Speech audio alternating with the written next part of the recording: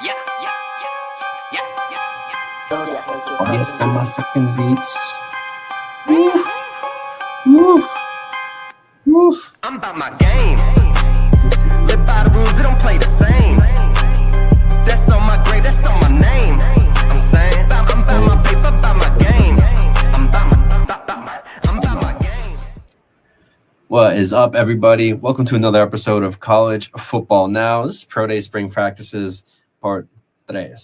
That's because there's been spring practices going on and some pro days. We actually missed last week's show because I was stuck in Storrs, Connecticut, covering the UConn football pro day. Very fantastic. We'll end up talking about that a little bit after the show. But if you are watching right now, this is a live show. If you comment, you want to know anything college football related, leave a comment live. We'll get back to you right there. If you watch the show after this live air ends, you can leave a comment. We'll get back to you within 24 to 48 hours. If you're watching on YouTube, X/Twitter, and Facebook, hit that like button. It's completely free to do so. If you're watching our content, make sure to share it. It's quick and easy to do. Really helps us out a lot as well as we get the content going. If you're not aware of what this show is, we cover college football, obviously the league winners, nationally credentialed media, and we do have a couple beat writers that come on the show, whether it's with my company or with another company, do their own thing, and we like to talk college football. This week's show, we have two guests. We might sneak a third one in. We also have player prospect interviews. This week's feature is going to be Lewis Hansen from UConn. He was actually going to be on last week's show, but then I ran late, as I just talked about, being in Storrs. So we'll shout out Lewis here. Great kid in a very deep tight end prospect room for the 2026 NFL draft. But before we ever start getting into that, because that's going to come in a couple weeks, I do want to talk, spring days and spring practices and pro days. A little slip of the tongue there. And with that, we have actually our first guest in the green room right now. You know him, you love him. It's VP of the league winners, Brandyn Pokrass. Brandyn, how are you doing, my friend? I'm doing well. It's been a very eventful spring so far. It has been a lot of really cool stuff happening on the football side of things. And, it is March 31st. Tomorrow is the 1st of April. Spring games are right around the corner, and I'm very excited about that. Yeah. Oh, yeah. I can't wait. I'm a little ticked that there's so many happening on the 11th. It's like they all just like, hey, we're going to do it right on the 11th. So you guys are big day. Pick and choose. It's a very big day. But thankfully, there's some other programs doing some later stuff and some varieties of the pro day. Delaware actually won't be having a pro day. They'll be having a extended, I think, 2-hour open practice to fans.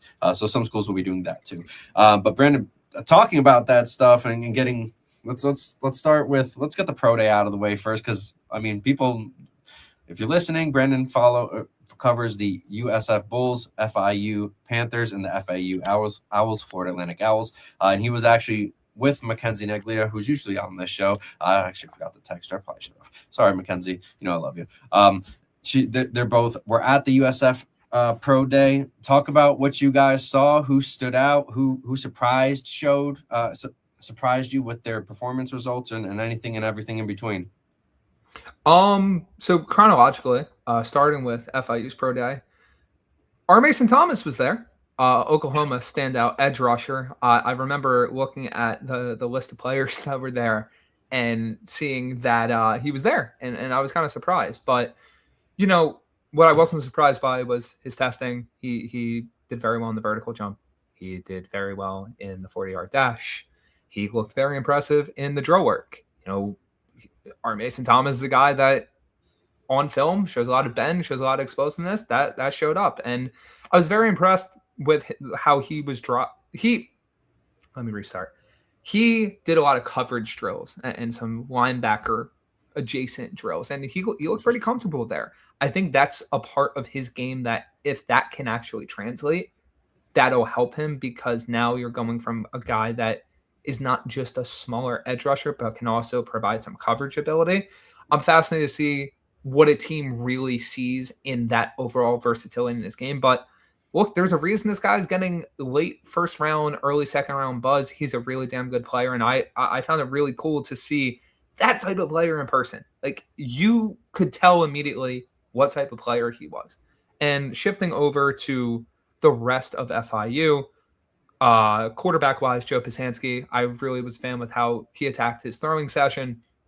Very accurate to all levels of the field. Even showed some deep ball acumen that he didn't exactly always have the chance to show off last season, but did show up in spurts on the offensive line. Jaleel Davis and Julius Pierce, I was impressed by. On the defensive line, Keegan Davis was a very explosive, very bendy with his drills. He also worked in those same linebacker adjacent drills that R. Mason Thomas did. I think he's one of those high motor type guys that, if a team wants to fill out their room with, I think he's a guy that can more 100% handle that type of role. Sue Aguilone, the 1-year starter essentially for FIU, his hands are powerful. He's one of those guys that when he hits the bags, you can hear it a mile away. And I was a fan with how he moved throughout the drill work. Defensive line stuff and trench stuff, you're not always looking at the 40-yard dash. You're not always looking at the explosiveness because, not every guy plays that way. Some guys are more so just, the floor guys that play with the strength and play with the hand placement and are the more technical side of things. I really think that he falls into that category, and I was impressed with how he moved in those short areas during the drill work. And then looking at a few others, Bobby Sala, the defensive back, very twitched up in his drills. And then Kajan Owens, I thought his 40-yard dash was very in line with what he is as a player, and he looks smooth as a pass catcher. At the end of the day, he's the type of guy that is going to be an early down running back. And I really think that he's going to bring a lot to the table. He showed that he can do it at the Senior Bowl. He showed the pass catching prowess at the Senior Bowl. I think he can do it at the next level. Even if it's not a lead back capacity, I think he's one of those guys that can 100% provide value to an NFL team. Shifting to USF, the major standout was Deshaun Rucker. Deshaun Rucker ran, I had heard at it that it was a 4.4 flat. USF officially posted a 4.38. Regardless of what number you want to go with, we're going to go good. Yeah. Right. Yeah. You combine that with, if I remember correctly, I did put it in the article that I just wrote this week, around 10 feet 6 inches, 10 feet 7 inches in the broad jump, jumped really well in the vertical drills, was moving phenomenally in the on-field drill work. He's one of those guys that not only was he productive at USF as a player, but he showed that he has the athletic traits and, put on weight for his pro day. He's the type of guy where I'm more than comfortable, let's say for starters, throwing him in the slot and letting him fly downhill and make tackles, because that was one of Rutgers' best abilities as a player. He was a great tackler. The fact that he has the speed, the athleticism to really compete in coverage too at the next level, that's very important for his NFL prospects going forward. Outside of him, I thought Zane Herring was very good in drill work. I was a fan with how he moved on his feet, how he was moving vertically, especially. Mac Harris and Jalen Schuler, they're just gamers. They're two of the guys where I've seen enough of them where, are they perfect players? No. But I'm not always looking at athleticism testing. I look at what they did against the University of Florida. I look at how, they help things against the University of Miami. That was more so secondary issues, right? I look at what they did against Boise State. Look at what they did against some of the better teams in the American Conference. These guys make plays, and these guys were a big reason why USF's defense had a shot in most of their games this season, right? Mac Harris especially, the leadership's off the charts. He was good in everything that defense asked him to do. Between him and Schuler, they're two guys I'm willing to take a bet on, right? At late end of the draft, UDFA, whatever it is, camp invite. Right. They're two guys where I'm willing to take that shot on, right? Because maybe it's not the perfect athleticism that you want from a linebacker, but in terms of having that guy in your room, or both of those guys in your room, I think there's more benefit to having that than there is to not having it, right? And then one other name I want to shout out, just running down the list in my head from what I was looking at the USF Pro Day. Sam Franklin, I was a fan of how he performed during the on-field drills. I think that he didn't get all of the touches that maybe he would have gotten if Nakai Davenport doesn't emerge and they don't have Cartavius Norton. at the beginning of the year. I hope his recovery is going smooth after that scary injury. But Franklin's a good player. Like, there was a reason he found his way to Oklahoma. There was a reason he was a standout at UT Martin. Like, he's the type of running back where I think a team takes a shot on him and he could pop.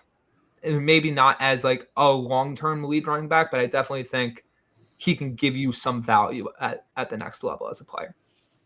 Yeah, I love those, man. You know how I feel about Mac Harris. I feel like Jalen Schuler isn't getting enough love from like draft circles, which is kind of insane because I mean, if you just look at if they you're are the guys, two they look players, great, but they're like both fantastic.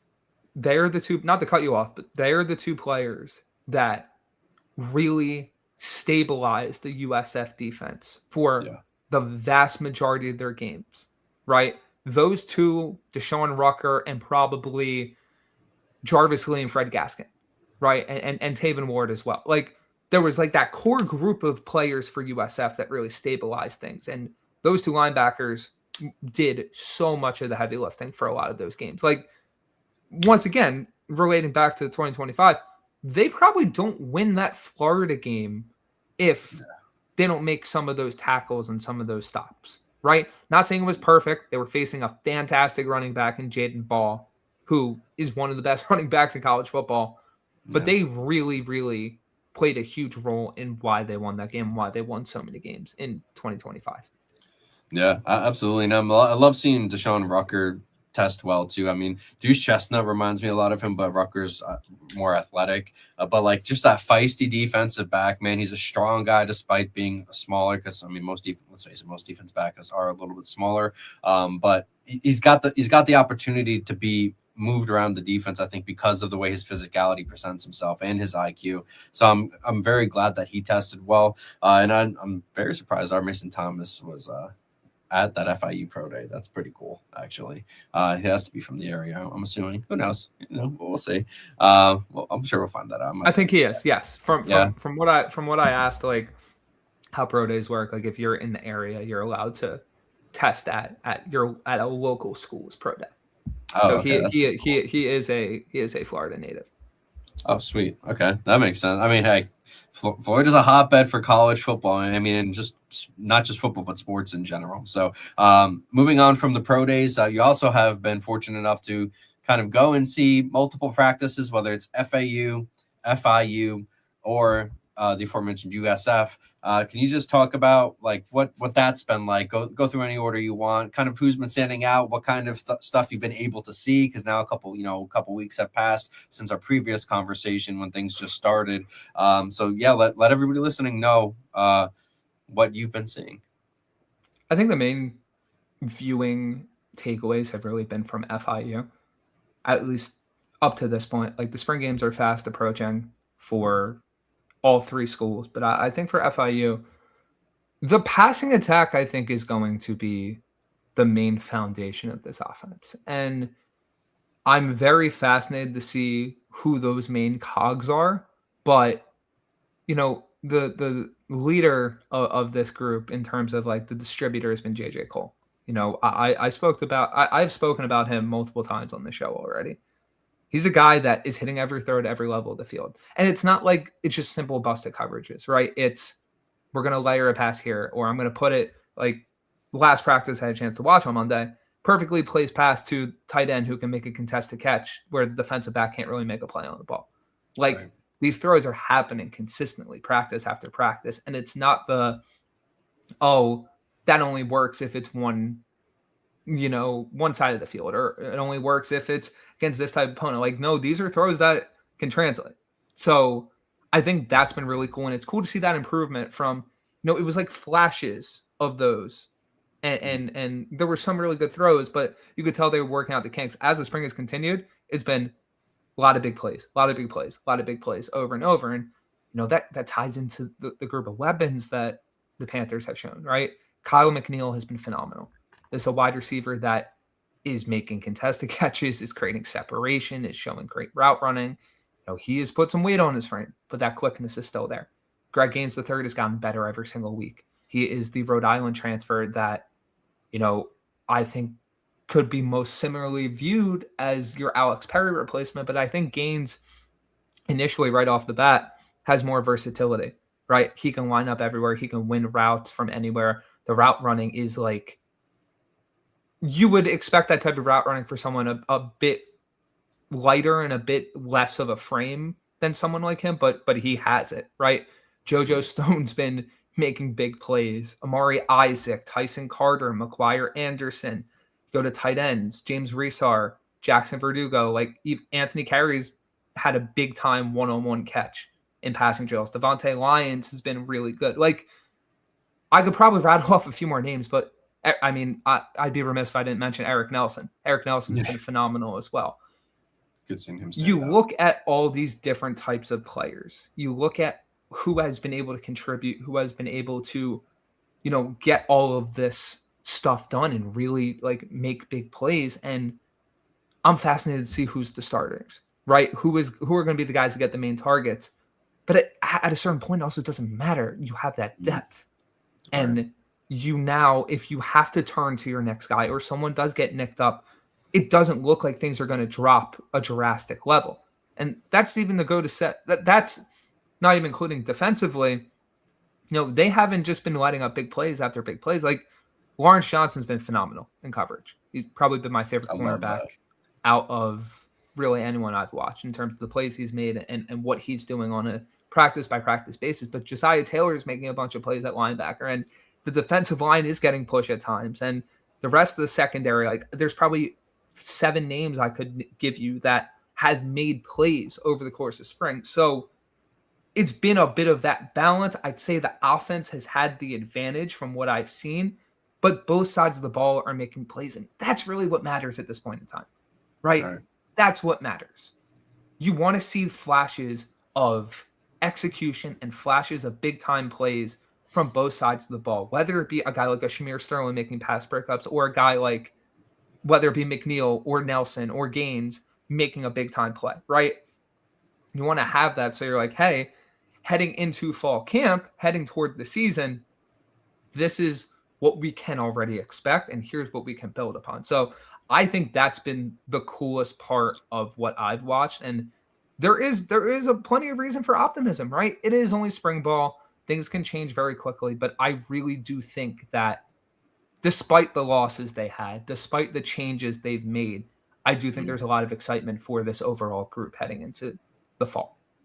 Yeah, I'm so glad that Lawrence Johnson is balling out there. I mean, make sure if you guys are listening, make sure to follow Brandon at BPOK24 on X/Twitter or Instagram because he actually has a couple videos of Lawrence Johnson. I believe one is a great coverage rep on a 9, a vertical route, and then the other is an interception where he takes it off the top, I think on a deep slant. I can't remember off the top of my head. But just great stuff you want to see from Lawrence. For those who don't know, he was at Florida Atlantic last year. He ended up transferring. Now he's at FIU. So it's great to see him doing well. I'm so curious to see how this FIU quarterback situation plays out. If Cole ends up being the guy who, takes that leap forward in an offense that we wanted, that we're assuming Willie Simmons wants to have compared to last year's offense. And I'm so fascinated to see how that battle works out. Do you think long-term, what should fans expect to see differently long-term going into season if Cole can hit the expectations you want him to hit? Oh, that's a really good question. I think you're going to see an offense that can truly access every blade of grass, right? We talked about it earlier in the spring. This was an offense that had access to a lot of different things over the course of the season, especially once Pysanski came in. You really saw the glimpse of that deep passing attack. From snap number 1, they should have all that open to them, right?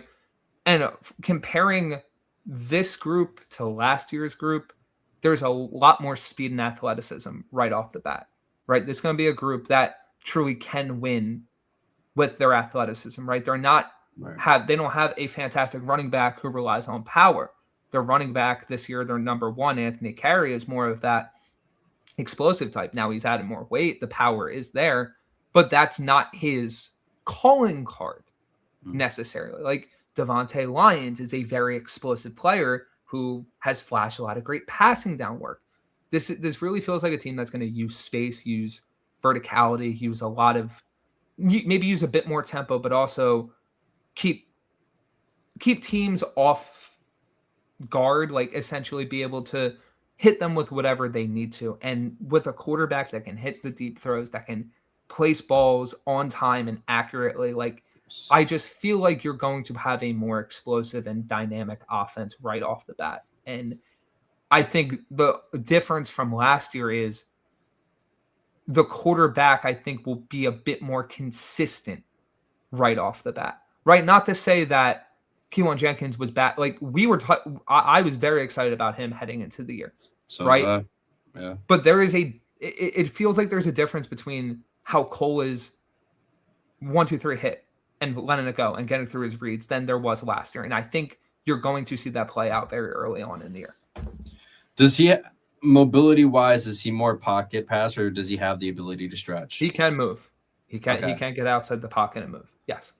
Interesting. Okay. Do you think there's going to be any type of how is the offense going to be predicated on similar RPO type sets like how they had with Keewan last year, or is it more? I think there's going style? to be a bit of a mix. I think that for someone as big as Cole, I think the offense, especially with the quarterback involved, is going to be a bit more dynamic than you may first anticipate.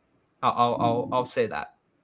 Okay, I like that. Actually. I'm very fascinated to see that. Now you have been able to go to two other schools. I don't know if they've shown as much per se, but I do want to talk FAU because we've talked a little FIU USF. And Zach Hitley year 2. The message seems to be a lot different this year than what it was going into last year. Can you speak about that and anything that you kind of seen stood out? I know we've talked about Brandyn Hoke in the past, but I mean, just let everybody kind of know, because I think Caden Velkamp is still recovering. He's not even in. He's not practice. full go. He's still recovering. Okay. I think the biggest thing for me looking at FAU is it feels like there's a different type of focus, right? And I talked about this in my column. It truly feels like everything's intentional. First year coaching staff, you're feeling out the ropes. You're figuring things out. You're trying to determine what works, what doesn't. Right. It feels like everything's intentional when it comes to FAU this year, right? You've seen Zach Hitley's press conferences. I wrote about it, how they're focused on figuring out what works for them, figuring out their stuff. They're not even looking toward the fall, which is a far cry from what they said and preached last year, right?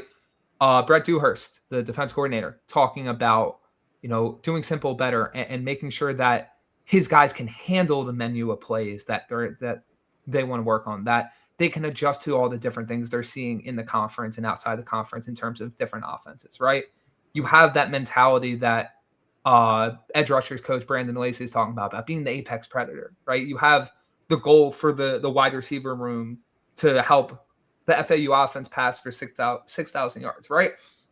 It's not this broad encompassing thing anymore, right? It feels more focused.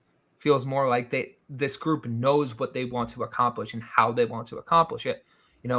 Tying into that once again, Zach Hitley talking about how he wants the focus to be on guys buying into the culture.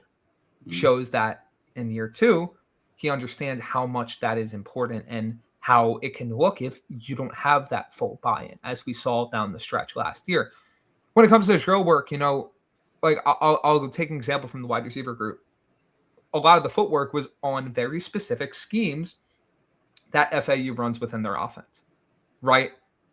Screen footwork and fade footwork and across the middle. And it truly feels like it's not just, hey, let's work on routes on air. It's, hey, we're going to work on what our offensive scheme is, right? The way the blocking is. Hey, we're going to work on how we're going to block this. So you're not necessarily seeing the play itself, but you're seeing the foundation. And I think that's very important for a team that, like I've talked about, should have some expectations to them, should have an expectation to win this year. And I'm really fascinated to see how this translates into the spring game, right? Cool. You don't have Caden Velkamp full go for your spring game. You don't have a few other guys that are battling injury. Who's going to emerge? What does his culture look like? What does the offense look like? Because this is football. There is a world where your starting quarterback is banged up by the 4th week of the season, right? There's a world where things do not go completely swimmingly. What does your team look like from top to bottom. And how does that look compared to last year, right? Because you can talk and say whatever you want in a press conference. You can talk and say what your goals are and how you want to do this and how you want to do that. When it comes down to it, the play on the field is the most important thing. And that first glimpse of what that year 2 for FAU is going to look like will be in that spring game. Yeah, that's what honestly, that's one of the things I'm mostly fascinated about is because, like, we know Caden Velkamp, he had a slow start last year. Why that happened, who knows? He might have another one this year, but this one might be more injury related than anything else. But there has to be the answer for after Caden, right? So who's going to step up when he's gone? I think, like, you got to see one of the younger guys kind of put in that work. I know there's, still recruiting, guys in future classes, et cetera, but you want the guys on your team now to be able to fully run the scheme the way you want to. And there was, like you said, there was issues with some of that last year, buying into the culture and buying into the way things are done at that program. And I think I really think bothered Kitley. We saw some of that emotional stuff after games, especially on the field. Especially in the Shula Bowl, right? So I'm very curious to see how how his approach changes as the season goes on, because they don't necessarily have the easiest schedule coming out to start the year necessarily either. With the Shula Bowl again is early this year, and then I believe they play Florida week 1. Is it that plays Florida? The Gators. Yeah, so it's going to be very fascinating to see. Do you think with a healthy Caden that 6,000 yard marker is realistic at all? Do a lot of things have to kind of go and play there? Or do you see Kitley's air raid offense being able to hit that number? Because it's a little high. I don't think it's as simple as that, right? Like I want to do the whole. I'm going to answer your question with the question, right? Yeah. I'm not going to do it. I could, but this is an offensive struggle to run the ball last year, right? Yeah. Yes. I think it's more so the goal, because you want to have an offense that complements each other and have a defense that allows you to have more opportunities to pass for that yardage, right? It's not just, hey, we're going to pass for 6,000 yards because our defense is going to give up 40 points a game and we're going to be playing catch up and leave our quarterback as a sitting duck because the entire stadium knows we're passing the ball. No, right. That's obviously not the goal. The goal is to do that because you have a running game led by Kane Shields-Dunn, led by Leonard Farrow, led by a revamped running back room and a revamped offensive line that actually finds success consistently, right? Yeah. You hit that number because you have a defense that added pass rush talent where Coach Brandon Lacey said the group is, quote, much better than last year and actually has guys that can get after the passer, yes. Right? Oh, that's huge. So you reach that goal by doing that, right? So I think it all ties together because that is not achieved if Velkamp is facing duress all the time. Velkamp doesn't face duress all the time if the defense does its job, the offense is balanced, and the execution is at a higher level. So I do think the goal is, if everything clicks, I don't think it's outside the realm of possibility because Kitley's done it before, right? This isn't a number that hasn't been hit by him. Now, it's very lofty. I think your better range is your 4,500 to 5,000. That's still a great number, right? Yeah. It's the old saying, you shoot for the moon, you land among the stars. So I think that if FAU does what they need to do, right, the run game is better. And the pass blocking and run blocking is better. And the defense doesn't have those hills and valleys where you're great for a quarter and then you're getting absolutely gashed for the second half of the game. I think those goals are very achievable. Yeah, I'm very fascinated to see how that goes. I did have 2 other questions that I wanted to ask you regarding FAU, because part of this year is, they lost some guys, but they brought on a lot of new guys. They also moved some guys in some places. Primarily, last year, Center Fialkable is moving, I believe, to left guard or one of the guard positions. Do you think that's the right move? Who is it? Is it Braden Cunningham that they're trying to put at center, or do you not know that? I don't have that 100%. I do not know that. I just know that from Kitley's press conference, he had said that they were moving via cable. He didn't mention what position. You can make assumption one way or the other. Mm-hmm. We'll probably see during the spring game. But okay. I do agree with you though. That is something where I'm very interested to see how it plays out. Yeah, because the center, especially in college, even in the NFL, it's very important, especially with protections. Maybe because of his relationship with Caden, it's not as important. In this offense, it's probably one of the most important positions on the team, especially with how fast tempo they go. That's why I'm like, I don't necessarily understand that, but maybe we'll see why when we get to see why. I guess that's not a better explanation to put it. The other thing I wanted to ask you too is we've kind of talked about this, in the past about Kitley trying to recruit outside of Florida, not necessarily doing the greatest job of that. And he's managed to bring in some talented guys from outside the state of Florida. Do you think are you surprised that he's been able to do that so far, at least through the transfer portal and some of the recruits? And two, do you think that he's able to continue doing that? Or if that's based on, wins, losses, etc. I think we're going to get our first answer this year because you look at what they've done so far, right?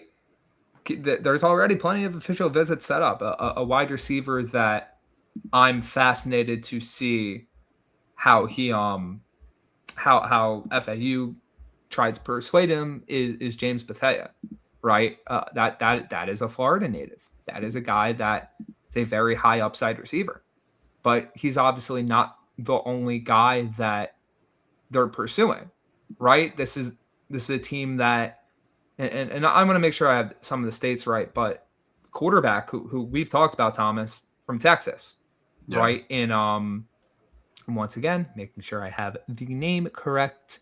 Yeah, I can't remember his name. Camden Hughes. They have a offensive lineman in Will Clausen.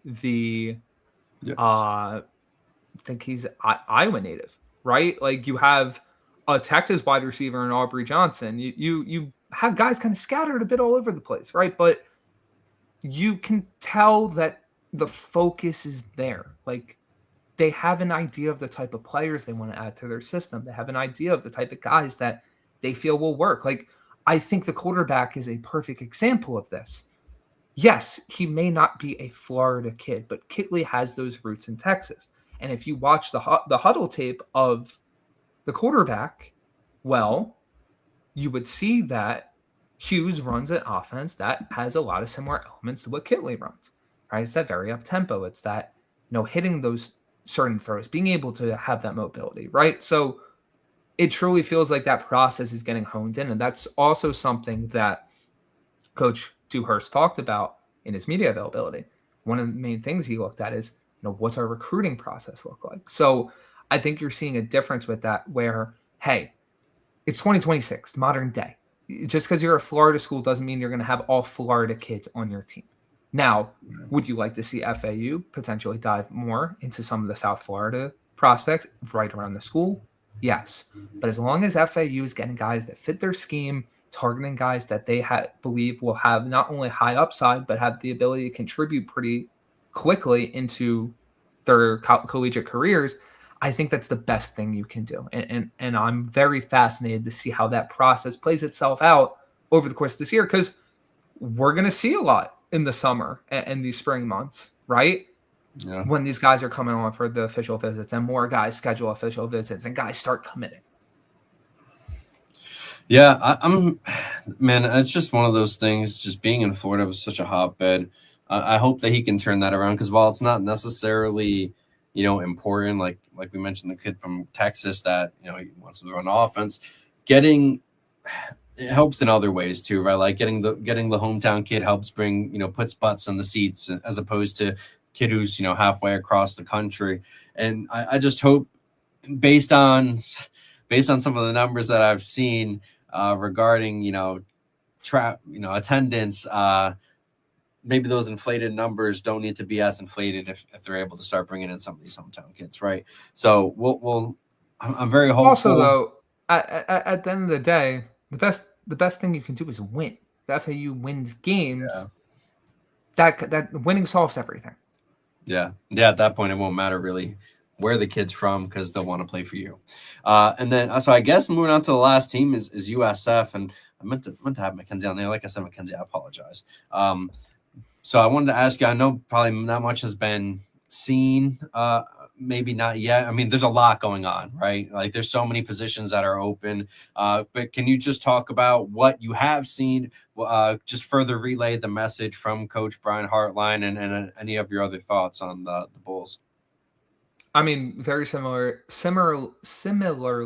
to FAU, I'm really excited to see what the spring game brings, and even more so than FAU, because like you said, so many positions are open. Like, yeah, holy crap! Like, offense, defense, special teams. Well, special teams probably is more set than most with Grammatica there, but I'm very excited to see what it looks like. Right, offensively, I like some of the route running I've seen from Joshua Porter. Our Casey Parks had an unbelievable one-handed catch that was posted on social media today. He's another guy that is a returner, didn't really touch the field much with the wide receiver room that USF had last year. And then you have Bryson Rogers, who offensive coordinator Tim Beck has talked up a lot and talked about his route running. And you can tell that Rogers, being that he's worked with Hartline, being that he's been within this system, is really being leaned upon as a leader. He was a guy I was very excited on before, he was talked up by the coaches, right? He's one of those guys that was a very high upside recruit that probably fell victim to an absolutely absurd Ohio State wide receiver room. And now with Hartline at USF, I think this could be a breakout year for Rogers. This is a kid that has NFL aspirations. Like, I'm very excited to see what he does. And it's not even mentioning half the wide receiver room that has the pedigree, right? Like, that's a room where, simply because of the talent within it and because of the coach that is known for molding wide receivers, like that's the position group probably at the top of the list. And the one tied with it is probably quarterback, right? Who's going to be the guy that emerges for USF? I mean, personally, I'm excited. That's probably the other thing I'm excited to see. Like, how do those quarterbacks handle the spring game? I'm fascinated to see if Luke Kromahoek's pure talent translates, because he probably has the best physical talent out of anyone in that group. I'm excited to see how Van Buren looks in that type of environment. How does Jaden Bradford look, who looks like he has a cannon from just some of the routes on air that I've seen in practice? And then you have Cooper, right? Like, it's a fun room. It's a room that has a lot of different skills. And this isn't a competition that's going to be decided in the spring, but that opening salvo is going to be fired, right? And I really want to see what that final shot before fall camp looks like. And we can go up and down the rest of the roster, right? Running back, tight end, offensive line, corner, linebacker, defensive. Like, there's so many different things that you want to watch. But if I really were to quantify the two main things that I'm personally the most excited to find out about, it's wide receiver and quarterback. Because for this specific team and what it will probably mean for the rest of the group, right? Like, obviously offensive line is massively important. Yeah. Running back will be important in a pro style offense, but the main calling card for a Brian Hartline offense has been the wide receivers. And the main calling card has been the quarterback that's been able to deliver the ball to those wide receivers. So that's the reason those two position groups are really like higher on the list for me than the others in terms of watching and determining, like, hey, who are the guys that are standing out? Who are the guys that are going to emerge, etc. Right. Is Medea Rubin the only receiver that returned from last year's group? That really played, yeah. I think he's been working through an injury. Okay. He was, I think he was in a boot to start off camp. I'm excited to see him back on the field and over the course of the fall. But I think Joshua Porter returns. He wasn't a starter, so to say. Okay. And I think Parks was also on the roster last year, but didn't really play all that much. Okay. Yeah, I'm fascinated by that. And then Alvin Isaac is the returner from the running back room, right? Davenport. They have him. Isaac was the one that played the most. They had Chase Garnett. They have Trey Kenkel, and I think Matthews was the last one.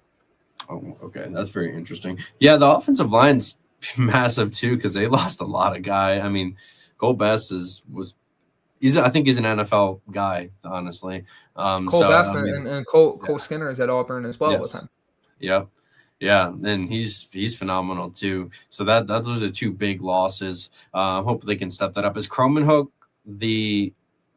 I mean, if you Florida had to State guess, guy. what was He's that? the one the one from Florida State and Chance Mississippi from State. Florida State. Yeah.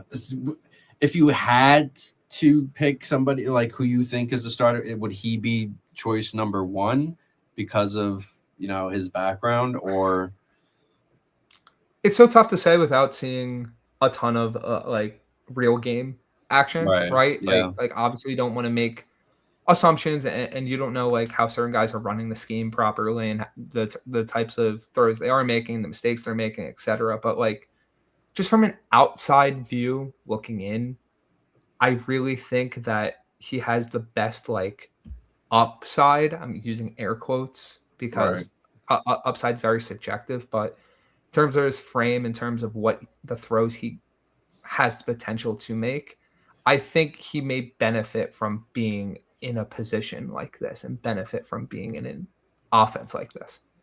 Yeah, I think so too. I was just curious because man, that's a team that like really fascinates me because they've lost so much from so many key positions, whether it's through the portal or through the draft. And I mean, I'm a big fan of Brian Hartline too, so I want him to succeed. So I'm very like bullish on them, despite having to start like from scratch, basically. So yeah, that'll be fascinating. I just wanted to get your opinions on. I know it's hard because they probably don't show. Have they shown any 11-on-11 stuff yet, or has it just been like 7-on-7? Not when I was there. Okay. Yeah, I'm not too surprised on that. A lot of teams don't really do that as much anymore, for whatever reason.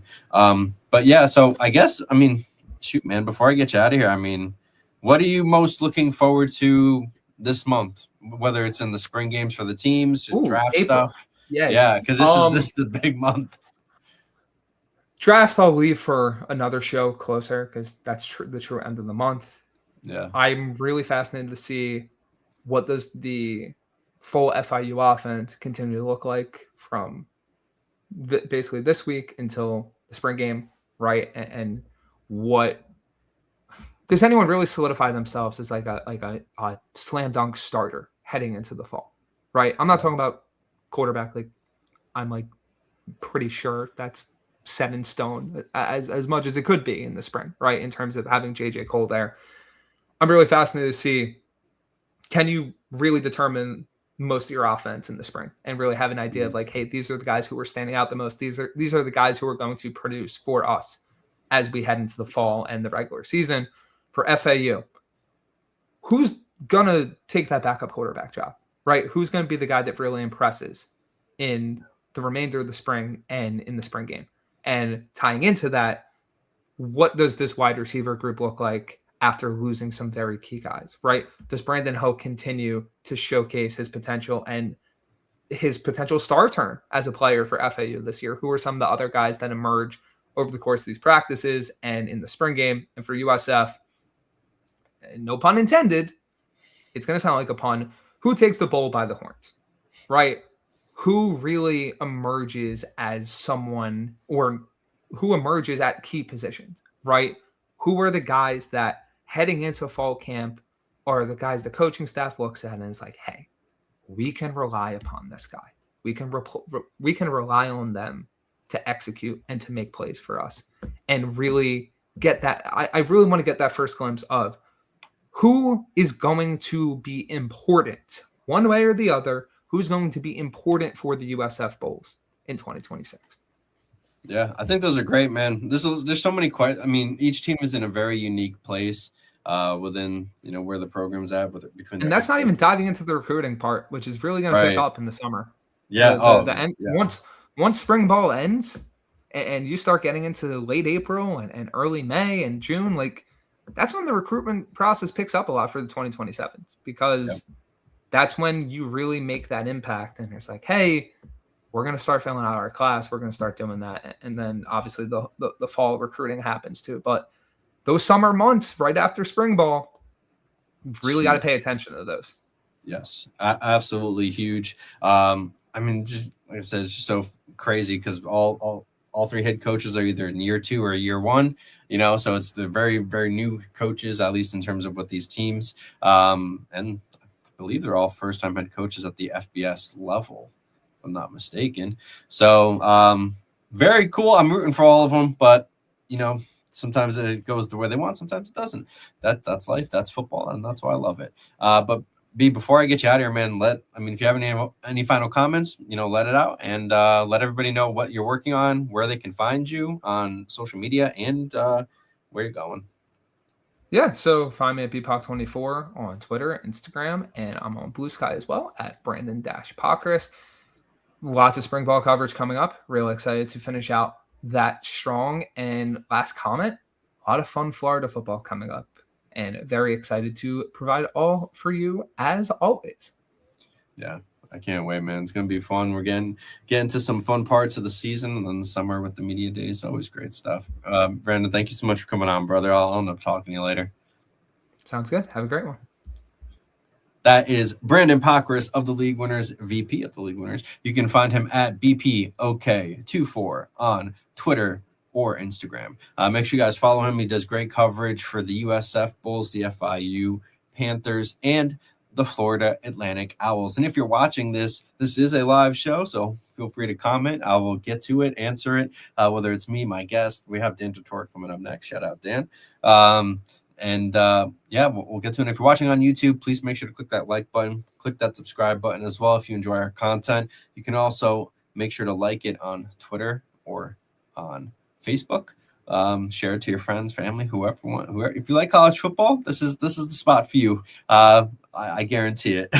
And if you like other media coverage, make sure to follow us at the League Winners on Instagram. I'll end up having a little scrolly bar down there next time. Usually we used to do that just for advertisements, but I think it's time to bring it back out. Plus we have some of that interesting stuff coming up. But before we get Dan on, I do want to talk about the UConn Pro Day because that's kind of why we missed last week's show. I was at the UConn Pro Day up in Stores, Connecticut, and ran a lot longer than I thought. Had about 20-something plus athletes at this Pro Day event. Very fantastic. A lot of great players. I'm going to end up pulling up some stuff so that you guys can see it.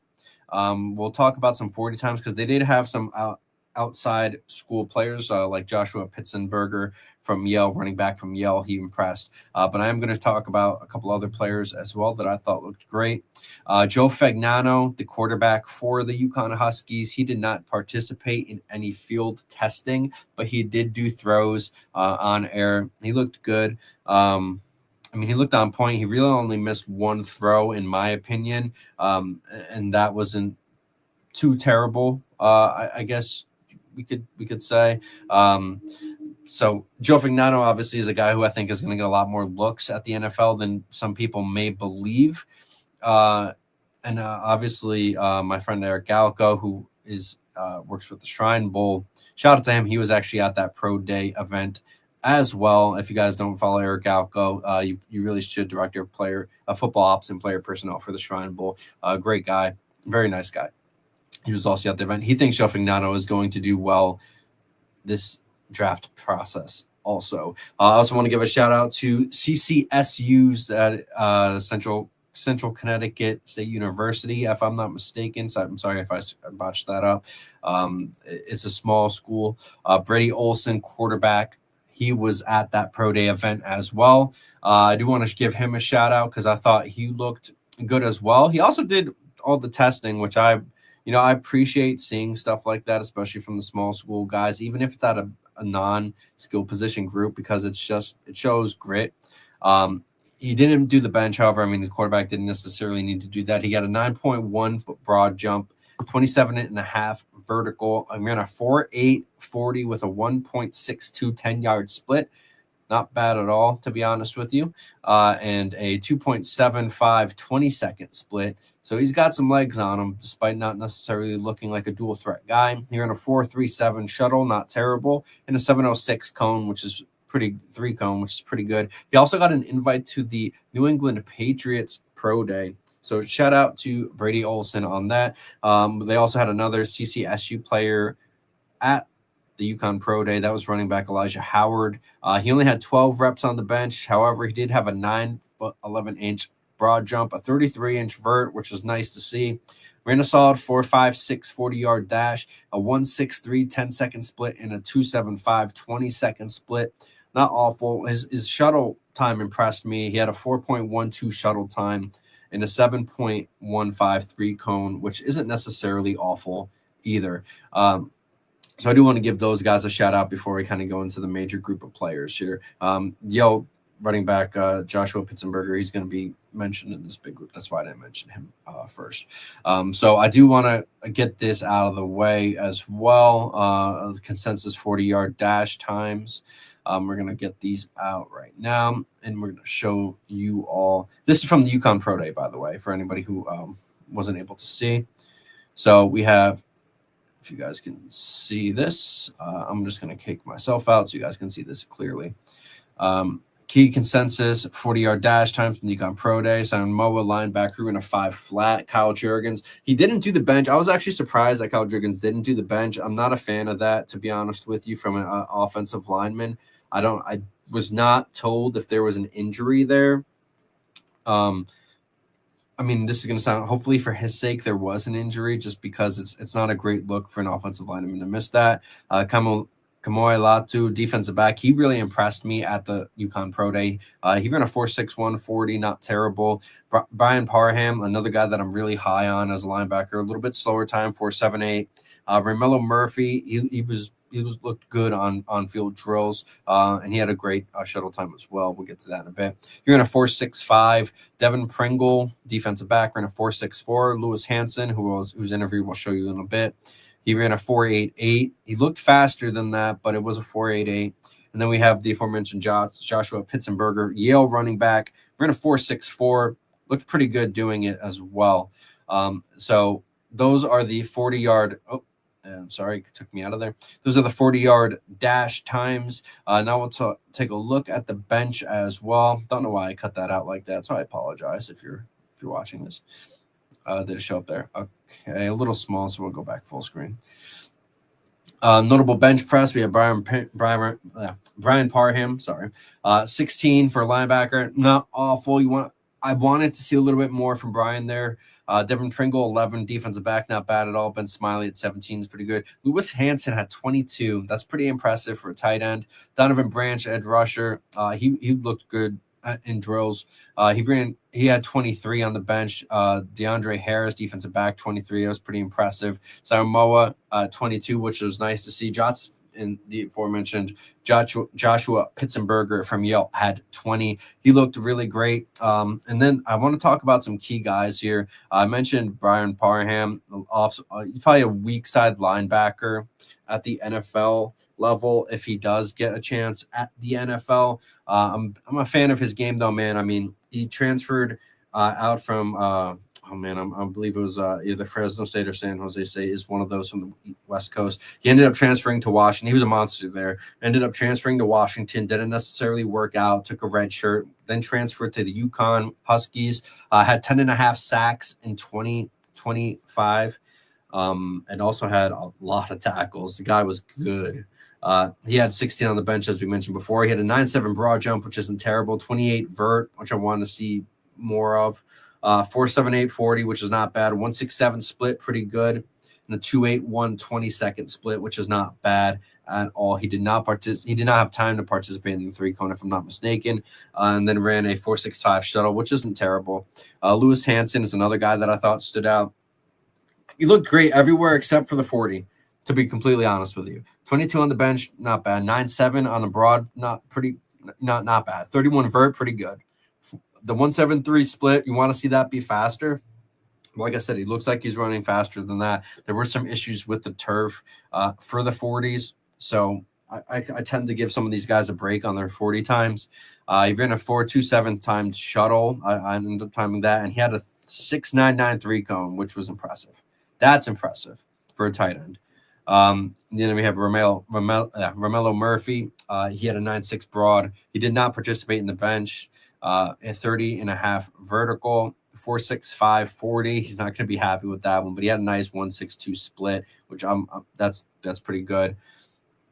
Then he had a 4.12 shuttle time, which is fantastic, and a 6.89 three cone, which is good as well. And then I want to talk about Joshua Pitzenberger, who impressed. He had 20 on the bench, as we mentioned, a 9.7 broad, a 35-inch vertical, which I was impressed about. That was great, fantastic to see from him. A 1.62 10-second split, not bad at all. Another great 4.12 shuttle and a 6.9 4.03 cone, all great times there from him. Then we have defensive back Kamomi Latu. He impressed me in this pro day as well. Didn't participate in the bench, but he had a 9.9 broad, a 29-inch vertical, which I wanted to see that hit 30. It's okay, though. A 4.61 40, not terrible, but the 1.60 10-second split, or it's 10-second split, 10-yard split. Autocorrect, man. I've been saying 10-second because of the autocorrect on here. 10-yard split was a 1.60, which is pretty good, to be honest with you. 4.40 shuttle time, not the best, but the three cone time is what I wanted to see at a 6.88. Not bad at all, man, for a defensive back. If he slides into a safety position or even a slot corner, that'll be fantastic to see. And then we had some, Skylar Bell work here. UConn kicker, I actually want to give a shout out to him, Chris Freeman. You can see him on here at CFreem9 on X.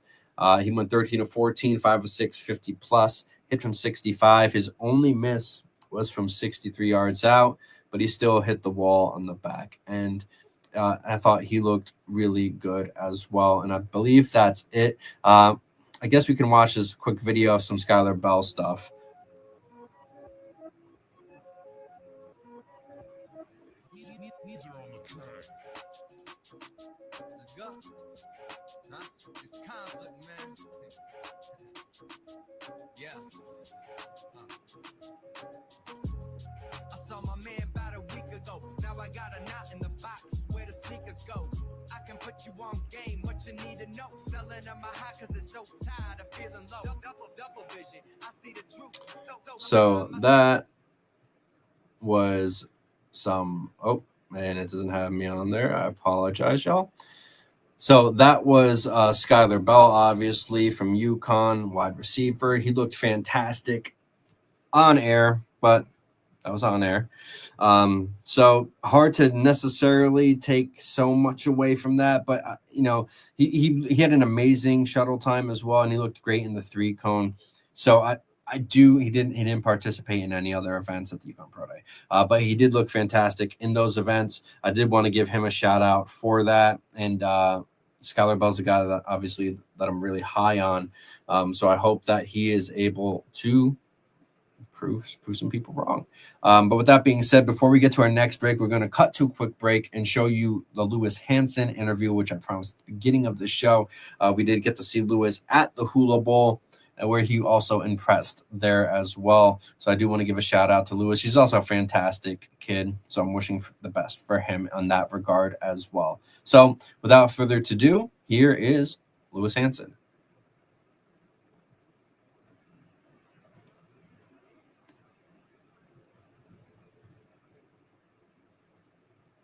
I apologize.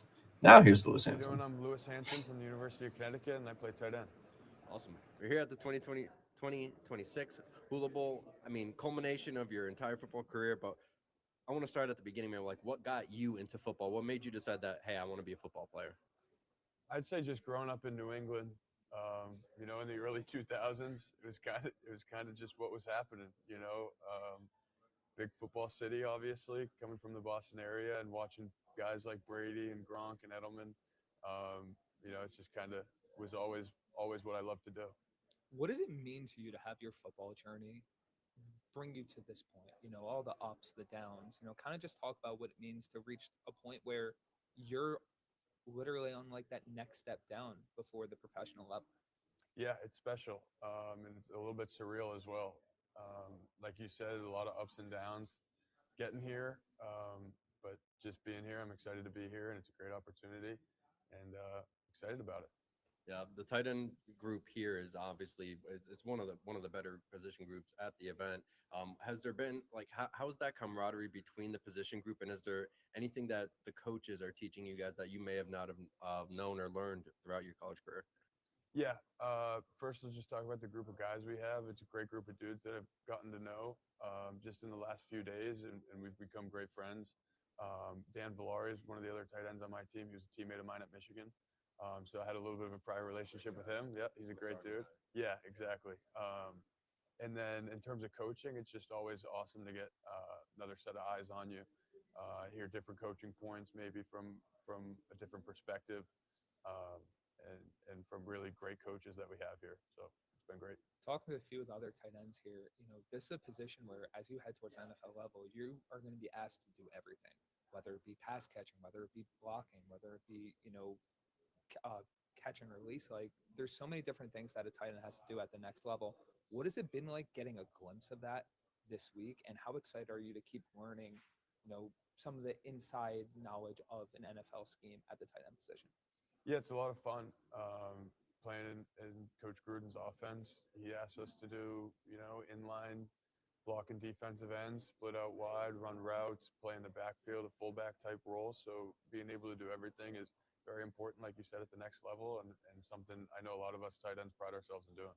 I wanted to ask, because obviously the transfer portal now is this huge thing, and it's gotten a little out of hand with how many guys enter it now. But you had to enter it yourself and navigate it into where you ended up finding yourself at UConn. Can you just talk about how that experience was for you and what made you decide to play for the Huskies?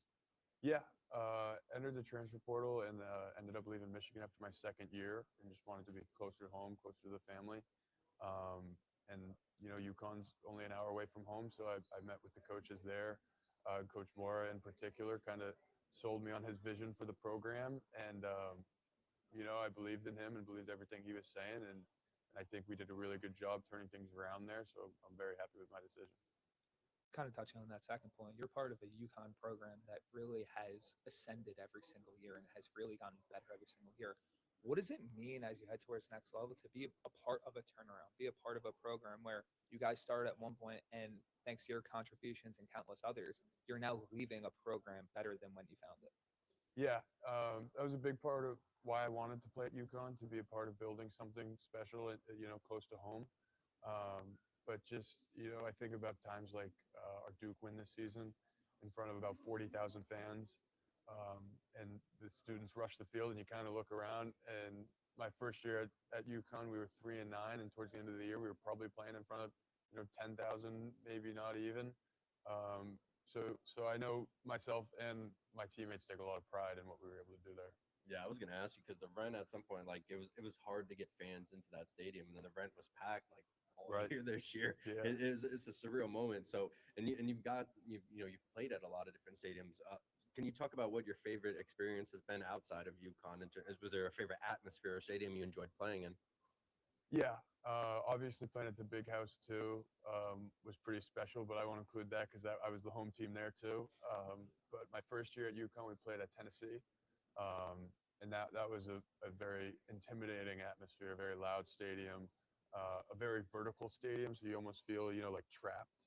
Whereas at the Big House, I feel like it's flatter and wider. And I always describe being on the field there as like looking out into the fans, and it just feels like they never end. Whereas Tennessee was like, it's almost like a coliseum where everyone's like over the top of you, and the noise kind of rattles, echoes. That's really interesting. Kind of tying into that too, what is it like being in that type of environment as a player, especially heading towards the NFL level where it's going to be stadiums like that every single week? Does your weekly preparation, your mentality really help you in those situations, or is that kind of something you learn as you continue to play? Yeah, I mean, there's a level of preparation for environments like that in terms of silent cadences and things like that. But at the end of the day, it's football, and all of it is just noise. And you got 11 guys, 10 other guys you're out there playing with, and just kind of the trust you have in each other. If you're working hard and doing things right in the preseason and the off season, then things like stadium noise, they don't really affect you once you really get rolling. So obviously you told us before we started this about the shirt you have on. Can you just let all the fans who are seeing, 'cause that's an awesome shirt, just let them know why you got it? Yeah, it's Coach Brown, our strength coach, and Coach Bynum. They give out these shirts called for the group called the Slide Skis. If you run over 20 miles an hour, you sign a speed limit sign that says 20 miles an hour speed limit, and they give you one of these shirts. So that's what that's from. Shifting away from football for a little bit, when you're preparing for a game or you're just chilling in your downtime, what are your favorite things to do? What are your other hobbies outside of the game of football? Preparing for a game, I'm pretty relaxed and chill. I got a group of buddies at UConn, and every night before a game, we just eat dinner, play cards or whatever they had there, and just kind of hang out and just kind of decompress before everything gets so hectic. In terms of other hobbies, I'm kind of a golf nerd. I love all things golf. I play a lot of golf. I watch golf, so that's kind of my thing. Awesome. And what now that you're here at the Hula Bowl, a big All-Star game, we got a lot of guys trying to get to that next level. Like, what are you specifically trying to showcase to not just the coaches that you're working with and the scouts that are here watching you, but to the future in the NFL? Yeah, I would say the two things I'm really trying to hammer home this week are just versatility and effort. I pride myself, like we talked about earlier. Tight ends need to do a lot of different things, and I think I provide that skill set, the ability to play in the backfield, on the ball, off the ball, split out. So I would say that's what I'm trying to get done this week. And tying into that, is there a guy at that next level that you're either trying to emulate your game after or really trying to be like at the next level? This year, it's kind of started last year, and this year in particular, kind of just watching games across the NFL. Tight ends in general have just been growing and being used a lot more. So I'd say almost every team kind of has an example of that guy or two guys or three guys that they use to fill their different roles, which has been really cool to see. But in terms of a guy I like to emulate my game after, I still go back to the old Gronk tape to get that done. As a Jets fan, that hurts me. Yeah, there's a lot of Jets on that tape. Yeah, unfortunately. Well, before we get you out of here, my friend, let everyone know where they can find you out on your social media. Yeah, my Instagram is Louis Hansen81. That's about all I'm on. No TikTok from me. Awesome.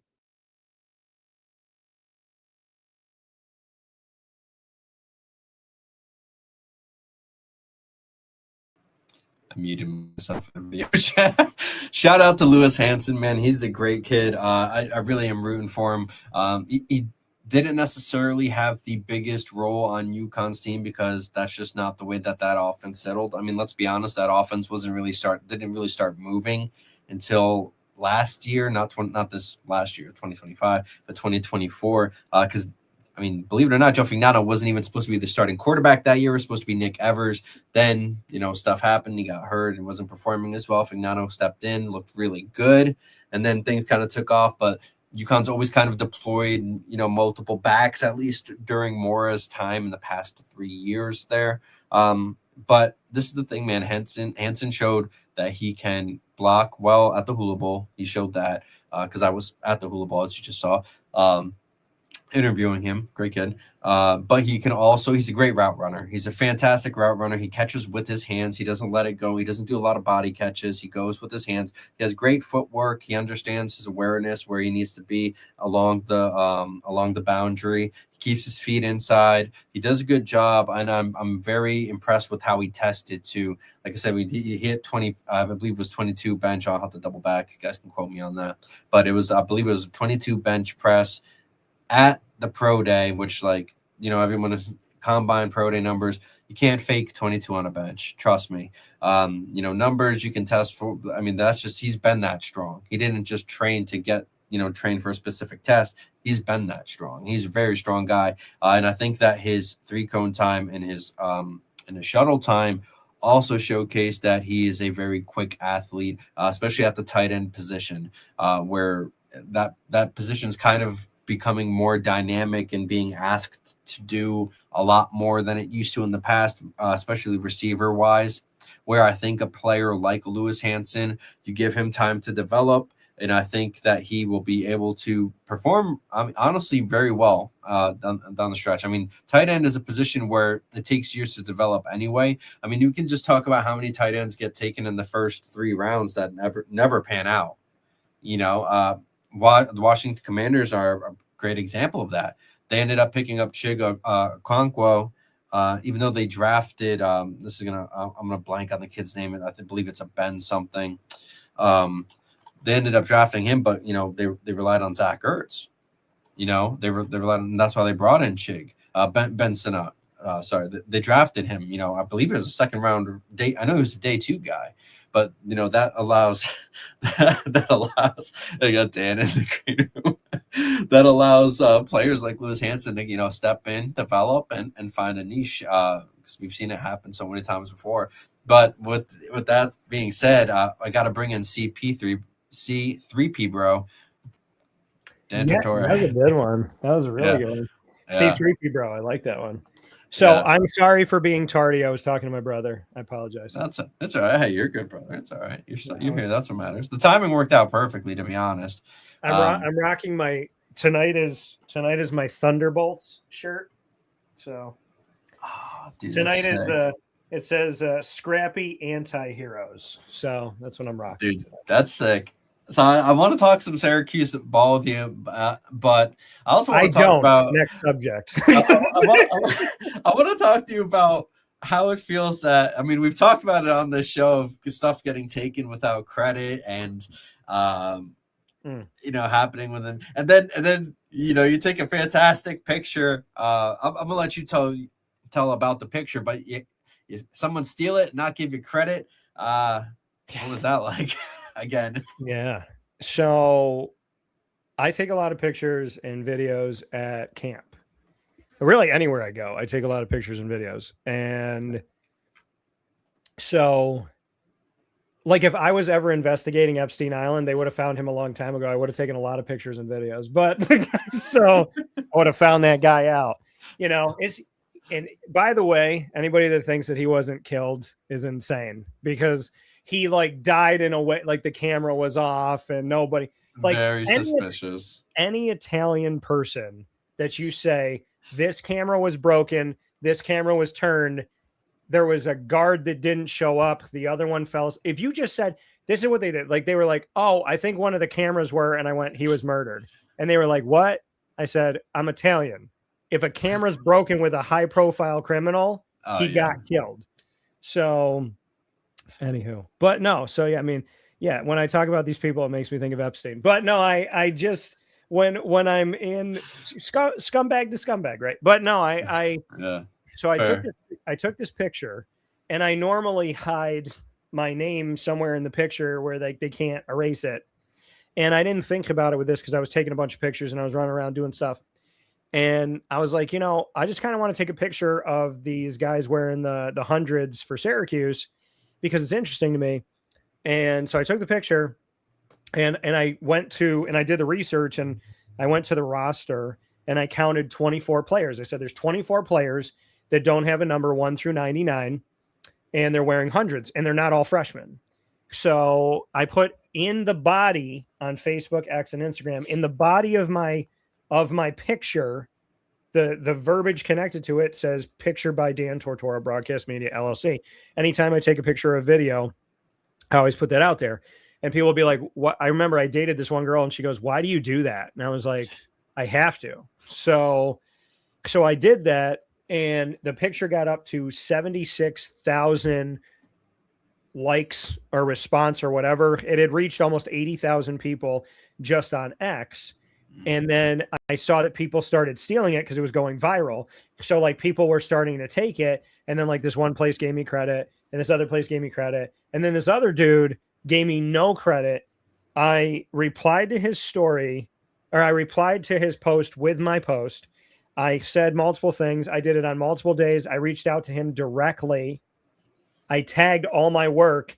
And then I got to a point where I just said, this was stolen. There was no permission given to use this, and this is who stole it. And I tagged the person, and I still got no response. And then somebody in the media in Syracuse reposted his post and gave him credit. And then I reached out to them, and then they reached out to me privately and apologized. And I said, no, you're not going to publicly do the wrong thing and then privately apologize. So my response was, how about you publicly do the right thing and stop acting like the world just ended and you can't go fix it? So then they fixed it. And then I publicly thanked them while also saying, I said, thank you for giving me credit for my work, which happens so infrequently because I was clear about what I was saying. Yeah. So then I did that. Then I talked to Rick Barnes at the NCAA tournament. I covered my coverage of the tournament. I spoke with Rick Barnes from Tennessee. And this kid who I think might have asked the players the question about faith, he's a grown man. Everybody was giving him credit for Rick Barnes' Q&A with me. And then I reached out to him. I reached out to all the places and it kept coming up on my feed for whatever reason. And I kept writing to all of them going and I was tagging my video going, here's the video, here's the video, here's the video. And here's the crazy thing. My work gets stolen a lot, which I guess gives credit to the work that I do. But the Rick Barnes thing that got stolen, to steal is dirty. And I don't think God is happy with that stuff. The quote the video that has been stolen from me repeatedly and given credit to this guy, it was about Rick talking to me about God. And I said to my dad, I go, we've gotten to a point now where my work is being stolen when people are talking to me about their faith in God. And that's like a new wild to me. If you see Rick Barnes talk about his faith from the NCAA tournament after they lost this past game, that's me. And it's everywhere. But this one guy got credit. I reached out to him directly, nothing. I reached out to the people that tagged him, nothing. And then I thought to myself, I'm like, if you can steal a video about God, I mean, what are you going to do next? Punch a baby? Like, I mean, what's the plan? I mean, I used to get work stolen once a year, twice a year. Then it was more frequent. Now it's like damn near every week, every other week, my work gets stolen. But like, you took a video of me talking with a coach about his faith in the Lord, and you took credit and tried to boost yourself off of that. So like, you're literally doing something with God involved that's not yours. And I don't know if you can stoop lower than that unless you decide to like trip a baby. I mean, again. Yeah, that's insane to me, man. I just don't understand why there's so many people that like journalism in and of itself is becoming, not to say like, we have this crazy hard physically taxing job, which at times it can be, but like it's more so like with how much AI and all this other stuff and people who don't go to places and pretend they do and just steal stuff, they make it hard for like the actual journalists to do their job because we don't make the dividends on that. If some random aggregator steals it and he makes the money on that, but he's not the one who's actually there. You're the one there. You're the one who asked the question. You're the one who made that content, but you don't receive the dividends. Like it makes that job so much harder for people like you and me because we don't see that end result. And if that keeps happening, like, maybe eventually you start losing people like me and you, not to say that's going to happen, but like, you know what I mean? It's ridiculous. I'm not going anywhere. Yeah. I'm not going anywhere. When the good Lord takes me, I'm still not going anywhere. I'm just going to go hang out with him in a place where this stuff doesn't happen. But I mean, I'm not here to please anybody. It's funny because I had somebody say this to me a long time ago. They're like, you're an entertainer. So aren't you here for all of us? Like, don't you seek our approval? And I was like, no. And they're like, what do you mean? Mm-hmm. I said, I do this for God. And they're like, yeah, but don't you want to make us happy? I'm like, nobody can make you guys happy all the time. You can't do that. So I'm like, no, this is what I want in my life. I want my girlfriend. I want us to be happy.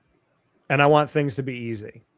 I know life is hard, but I want her and I to have an easy road of like, hey, I got you, you got me. Right. I want that easy.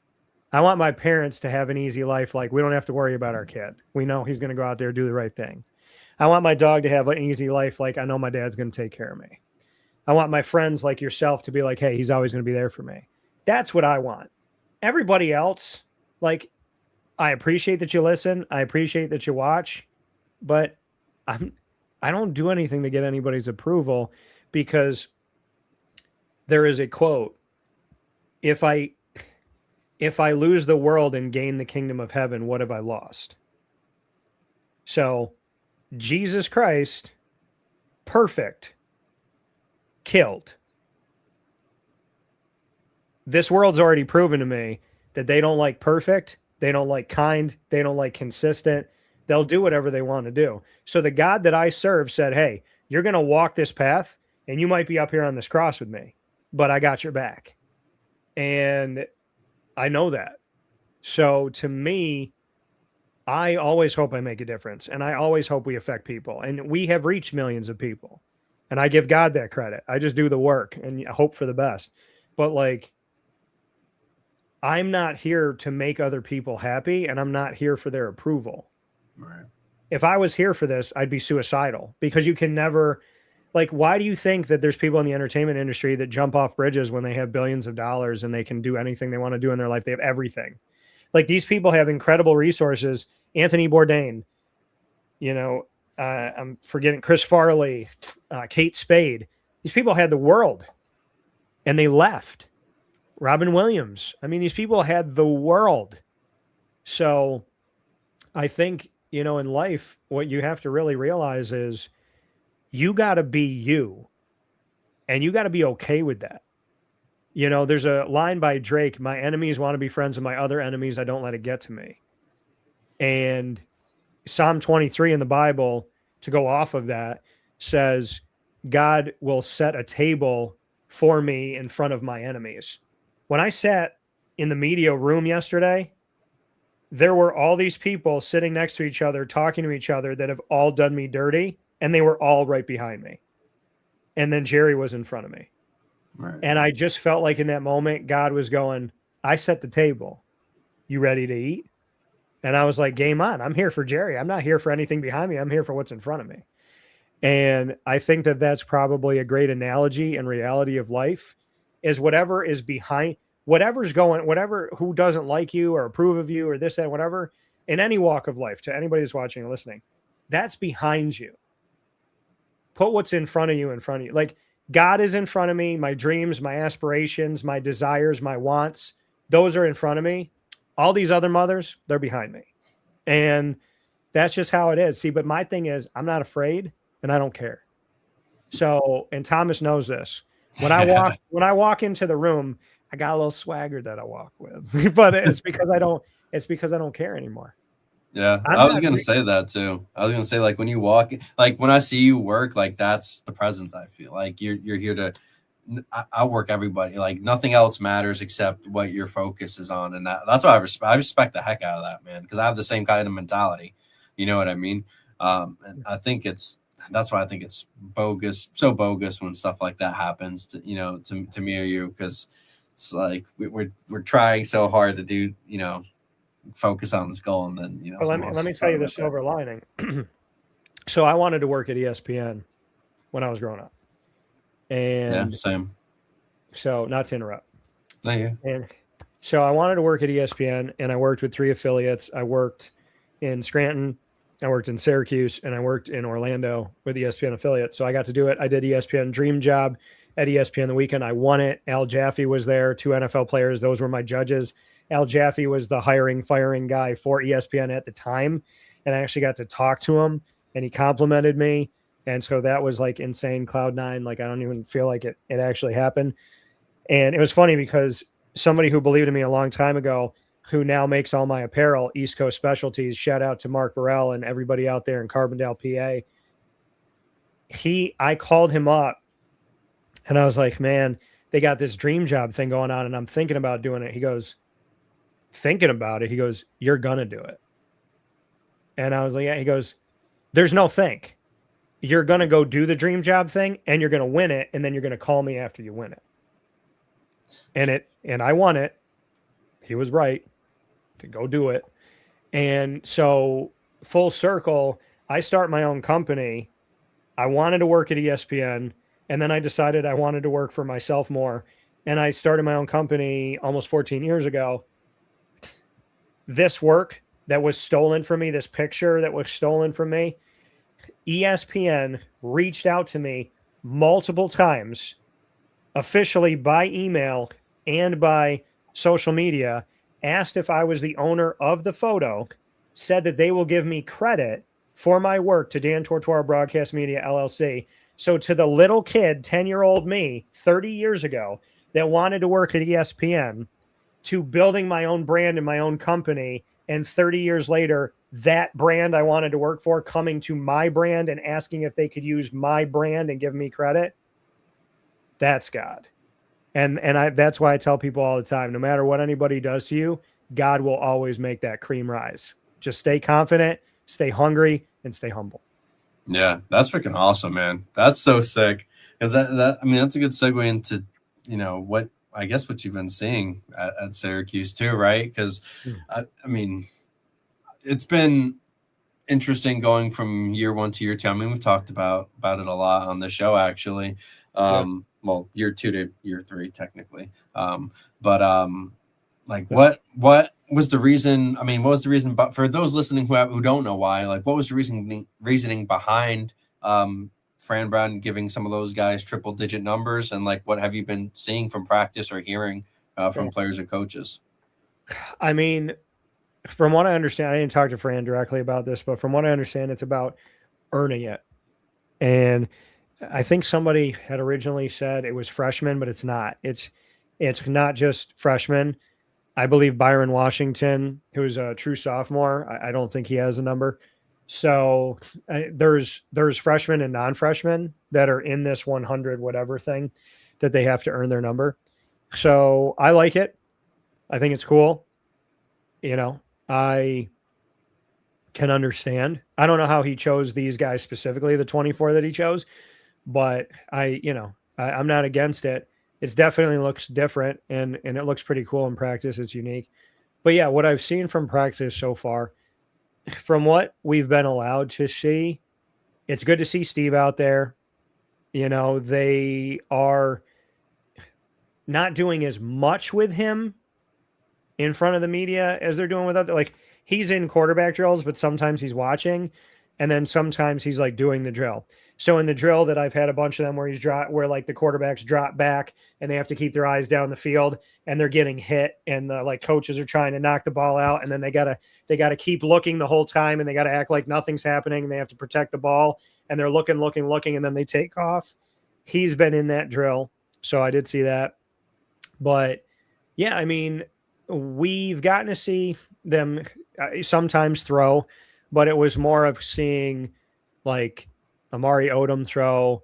It's more of seeing, some of the newer faces throw, Danny Lauder. So, by the way, that was also stolen. And Danny, first interview he did at Syracuse in Orange was with me. I know that because his uncle told me. And we talked about why he's wearing 21 as a quarterback. He's honoring Lawrence Moten. If you guys want to go and watch that video, that's on my social media as well. It's also on a bunch of other people's social media.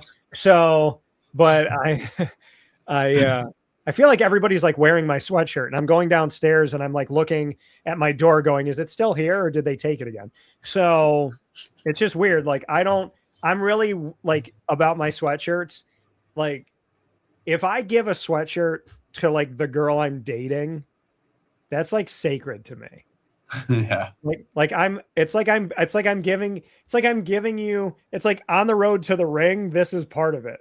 So like, yeah, like depending on what sweatshirt if I give you my college football playoff sweatshirt, we better get married. So, I mean, how many times have you seen me not in a sweat? Like, I'm saying, man, like I love my sweatshirt game is on point, but so, yeah. So, I mean, practice again though, but trying to think of what we've seen. I mean, we've gotten to see the receivers catch passes. I've gotten to see them do some work on their hips and getting low where they're going underneath the thing. And I saw that. That looked interesting. Yeah. Yeah. I've gotten a ton of response of the wide receiver work with Josh Gaddis, the new wide receiver coach at Syracuse. He's liked it, but a lot of people have been watching the wide receiver stuff, and I've been really keying in on him. I've watched a lot of the quarterback stuff and a lot of the receiver work, and that's what I've seen the most of. And then the DB drill, when the DB went up against a wide receiver, that was just stolen recently because it's like the exact video that I put up. But that was cool because Fran wanted to see people like get nasty. And if people are wondering why are all my videos silent, it's because we're not supposed to play what like coaches might be sharing, or if a coach is like swearing. For those of you that don't know Fran Brown, he swears a lot. And Syracuse doesn't want that to be out there like that, because some people take it wrong in today's world, which they shouldn't, because he goes nuts and he's like screaming like he's going to lose his voice every practice. But when a guy does something good, if he goes like, let's effing go, like he's proud of the guy, they don't want that out there. So if you're wondering why my videos are silent, that's why. But he was really excited. The second hit on the video that I had, that second one where they're just like going after each other and they're just like in the air and they're trying to push each other, but they're like staying pretty even. He really like, that was a good, and you see like the other coach run in and he was excited. So yeah, I mean, the DB versus wide receiver stuff has been cool. The wide receiver, Josh Gaddis, unique workout stuff, I like that. And yeah, I mean, I've watched the quarterbacks a lot, just working on their footwork, eyes downfield, throwing some passes, doing some things. We don't get to see the quarterbacks throw in coverage, except for, I think we have a couple times toward the end of our viewing period where they're just in single coverage and the guy's job is to run a route and get open. So some guys will stutter step and run. So some of them will make like they're going downfield, turn around, catch a short pass, and then other guys will take off toward the end zone. So, I mean, I would honestly say I've seen DBs knock the ball away and do some really good things and get an interception. I think I saw like one that was like a one-handed where the guy caught it and like rolled over. So I would say DB versus wide receiver has been pretty awesome, but that's what I've been watching. DB versus wide receiver drills, quarterback drills. We haven't gotten to see a ton of like O-line, D-line, but I've seen some of it. So yeah, I mean, I can speak more to the skill stuff. We haven't seen a ton with the running backs. It's been more of them just kind of practicing their footwork. A lot of the stuff is ball protection and then moving their feet like backwards, forwards, and then going and somebody hits them, tries to take the ball out. And then there is the drill where they're like punching at each other, trying to rip the ball out from each other, which is interesting because the first time I saw that drill was when I was covering the College Football Playoff National Championship earlier this year, when Indiana was running the drill and they would have a running back or a wide receiver. They would put a guy on either side and they tell him to go, and the guy would run with the ball and the DBs would be punching and trying to get the ball out. So I actually saw that from an Indiana practice for the College Football Playoff National Championship, which Fran has now implemented. I didn't see it last year, so I'm seeing it now, which is kind of funny that like I saw the national champion do it. Now Fran's doing it. Yeah, that's okay. That's interesting. I know that was long-winded, but that's what I've seen. So. No, you're good. Because I've been watching. I mean, I've been watching and trying to share as much of the stuff as I end up seeing, because I only really get Syracuse news when I'm not there from you. So I thought that wide receiver drill was very neat. Like, it's a way to keep the guys down into their hips and shoot out of it for when they're on their breaks. So I thought that's a really unique drill, which I didn't see them do last year either. No. I meant to ask you. I'm not sure if you know this, because it's kind of niche, I guess, but obviously Demetrius Samuel was, one of the youngest kid in college football last year. Have you seen him at all? Like, what has he looked like? And Calvin Russell, I'm not sure if how much he's been practicing, but anything you've seen from the two youngsters. Yeah. So with Demetrius, I feel like somebody replied to one of my videos or something, so that maybe he was in on one of those DB versus wide receiver. I haven't seen too much with Demetrius. I got to talk with him. I did ask him what his role is going to be. And I said, so last year you were a return specialist, you were a wide receiver and a corner. Yeah. What are you doing this year? He's like, you're going to see it all again. And then later on, he answered somebody else's question and said it might be like 60-40 DB to wide receiver. So, but he said he's going to do it all. Like he told me we're still going to see it all. Like that's still going to happen. I talked to Jamie Tremble because he's marked down as a linebacker and a tight end, but he told me he'll be primarily on defense. Ooh, So okay. he's going to be primarily a linebacker. David Amapariola, he is playing D end, even though he's marked linebacker. So he's playing D end, just to give some notes on that. And then Kelvin Russell apparently got hurt yesterday or today, so he's out indefinitely. Oh, well, that's not good news. But I believe he was the one that was wearing 105 in my picture. And so, I mean, he's tall. He's out there. I mean, he's running his routes. He was doing his thing. So I get to see him in the drills. He definitely looks. I interviewed him when he was playing on the basketball team this season, but that was the first time I got to talk with him. He's tall. But right now, according to, and I'll read the exact thing so that I make sure you have the message here. But the exact verbiage that came out today from Fran, Calvin Russell III suffered an injury in practice that will cause him to miss an indefinite period of time. I'm confident Calvin will return stronger because of our culture, commitment to our players, and the relationship Calvin, his family, and I have. Calvin, best believe Orange Nation's got your back. So we don't know what happened. We just know that he was injured either in the practice that was supposed to be open yesterday, but was switched to closed because it was the same time as Jerry McNamara's press conference. So either yesterday or today, I'm guessing, is from what I saw, that it just happened. Because when we were at practice, he's been at practice every practice I've been at. He's been suited up and he's been doing the drills. That's not great news. Okay. No, because he's like arguably, even though he's a true freshman, I mean, one would think that he might be the number one target. Yeah, exactly. That's why I was curious because I haven't seen too much from him. I know like as you alluded to, that's what made me curious about Samuel too, is that he did kind of do like everything last year. So I wasn't sure if they were doing kind of everything again with him this year or not. So yeah. I'm fascinated to see that. I guess my last question for you, like regarding Cuse, is like, I mean, we've talked about it a little bit where we didn't hear Dart as much from Fran Brown this year. Has that saying just completely gone with the wind going into this year, or has he even mentioned it once? So he hasn't mentioned Dart at all.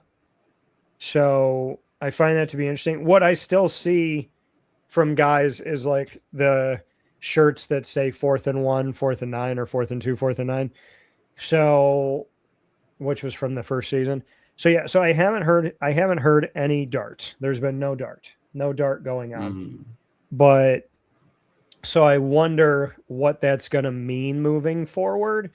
But I mean, I can tell you I'm excited. I can tell you that I have a good feeling around this.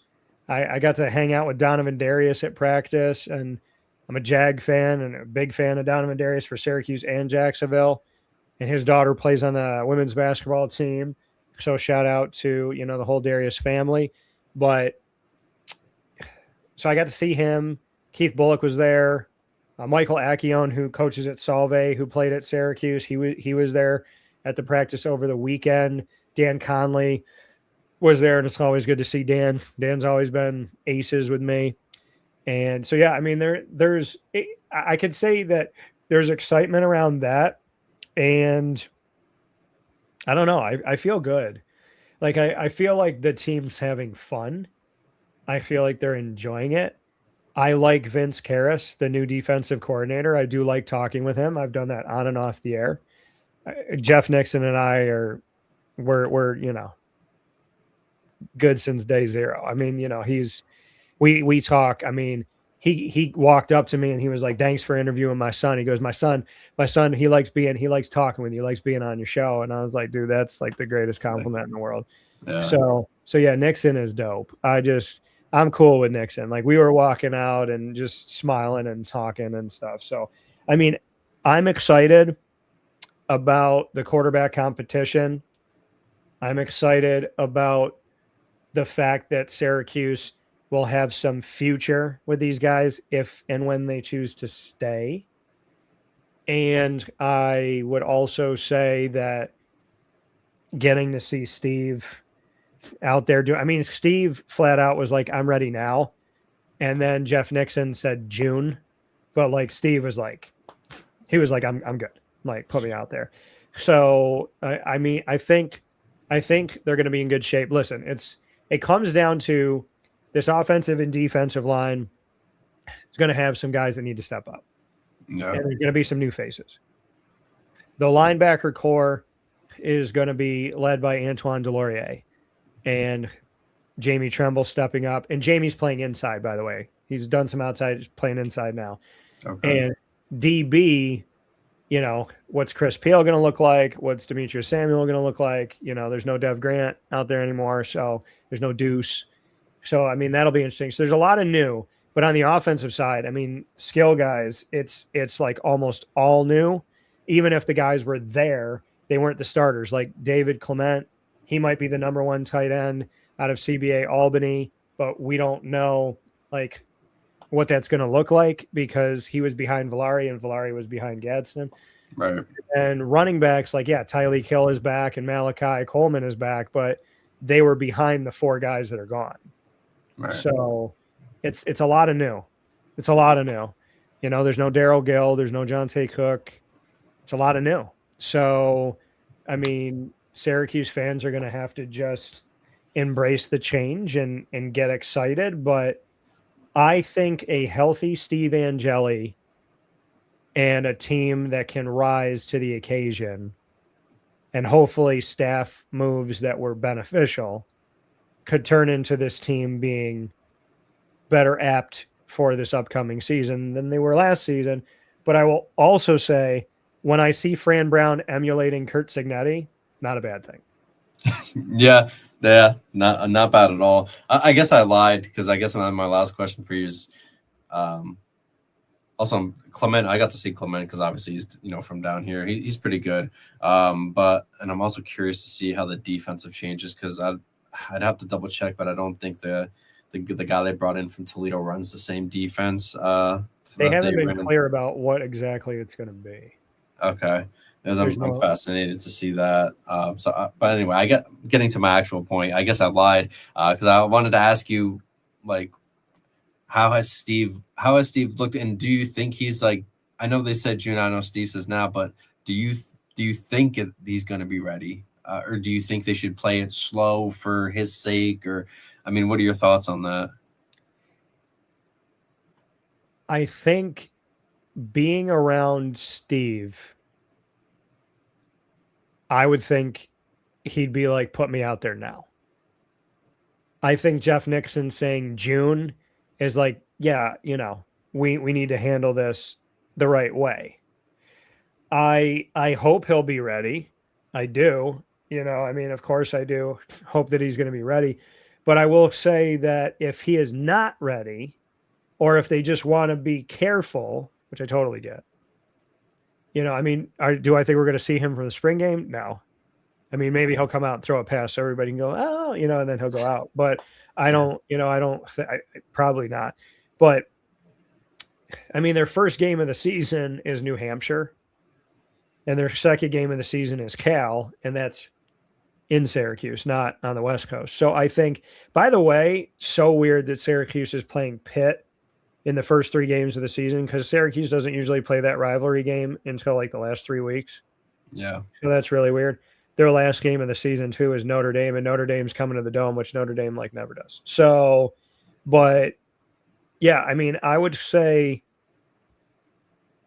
I wouldn't be surprised if on September 5th we see Amari Odom or Danny Lauder or someone of that nature against New Hampshire, and then we see Steve against Cal, or maybe we don't see Steve until game 3. I'm not saying that's going to happen. I'm just saying I think Fran has a window.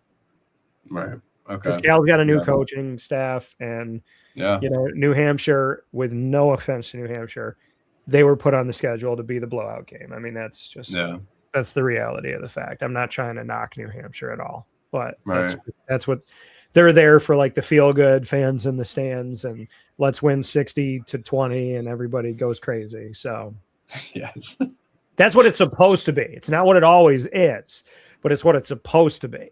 Like that's why Syracuse schedules those games like Ohio and some of the other teams that they faced. But I mean, let's be real. Syracuse played Villanova into overtime a few years back in the Dome and that was insane. People were like, really? You're going to lose to Villanova? Villanova's a really good team though in the FCS. They just made the Final Four and will officially join the Patriot League this season with William and Mary, which will bring the Patriot to 10 members for the Patriot League, which is shaping up to be a really, really tough conference, which includes Colgate. And no, that's going to be a good one. So I don't want to leave yet. I got a little bit extra time if you have some time for me. Do you want to play rapid fire and just ask each other wild questions for no reason? Yeah, I'm game. Okay. I'm game. You can ask me the first question. What do you got? Oh, first question. Okay. Quality time. Who's your favorite athlete ever? Man, that's a great or maybe give like a Mount Rushmore of like 3 or 4. Oh boy. Oh man.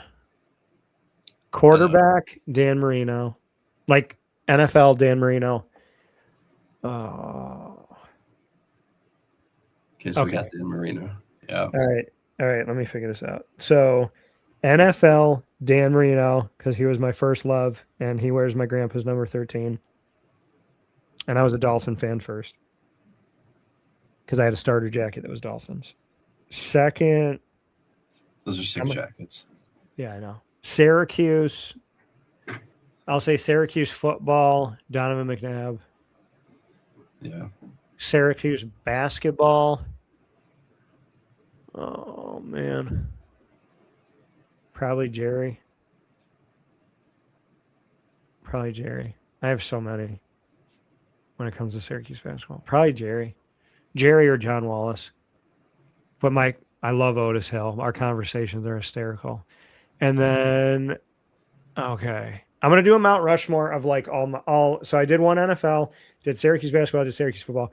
Okay, soccer.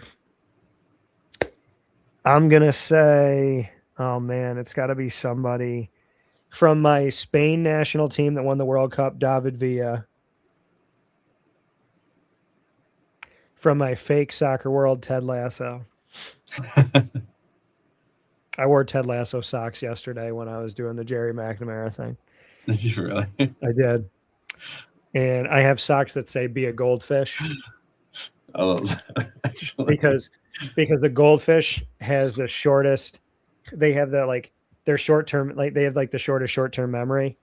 So good, bad, or in between, they're on to the next thing. And there's a player, Obasanya, in the show who's like in his own head and he's struggling and he just can't like figure out and he just keeps like messing up. And Ted Lasso goes, he's like, do you know what animal has the shortest memory? And he goes, what? He goes, a goldfish. And he goes, I need you to be a goldfish, Sam. Like, I need you to just forget about whatever happened. I need you to be a goldfish. So yeah. I overthink. So that's why be a goldfish is important. So, okay. NBA basketball, Damon Stoudemire. Toronto Raptors all day. Baseball, fudge. Oh. Oh, my Lord. Probably, it's weird. I'm a Diamondback fan, but I'm a Yankee and Met sympathizer, and there's like a billion Yankees that I love. Yeah. Jeter, Yogi, Whitey Ford, and I have the same birthday. So I'm going to say Jeter for baseball. Hockey, Wayne Gretzky. Yeah. And is that everything? Did I hit them all? I think I hit them all. I guess. I mean, that's more than a Rushmore, but like I try to pick one of each. I like that. You know, but like the old Charlotte Hornets. Oh my Lord, Grandmama, Muggsy, yeah, like Kendall Gill. I love their color scheme too back then. Yeah. Like, oh my gosh, I don't know if you saw it, but I bought a bunch of retro Charlotte Hornets. I'm on the phone with Well, it was before she was officially my girlfriend, but my girlfriend. So I was on the phone with her, and I said, I saw this sweatshirt and I really want to buy it. I said, but I don't know if it's like too much. And she goes, how much is it? And I told her. And she goes, are you hurting for money? I said, no. She goes, do you work hard? I said, yeah. She goes, then what are you doing? Go buy it. And then I said to her, I go, I already did. So it's got the old Charlotte Hornet here. And so it's like, what is it? It's like green on this side with the Hornet. And then it's like, no. It's purple on this side with the Hornet. And then it's green all the way down on this side. So it's two different colors. And it says Charlotte all the way down. That's so sick. Yeah, dude, I love the Charlotte Hornets. Such a big Charlotte Hornet fan and Raptor fan. So, all right, my question for you. Let's see here. Okay. I kind of want to know the same thing, I guess, is my first one. So, soccer, hockey, baseball, basketball, football. Give me a Mount Rushmore. Soccer. Oh man, I don't watch enough soccer, so I'd have to go very mainstream on that, like Cristiano Ronaldo or Messi. Probably Messi actually. I'd probably go Messi if I'd have to go between those two. Personality wise, basketball, Michael Jordan. I mean, I'm a Tar Heel fan too, so I'm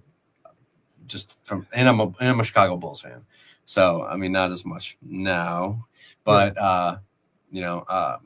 so it'd be I guess Messi for soccer, Jordan for basketball, football. Oh man, that's so tough.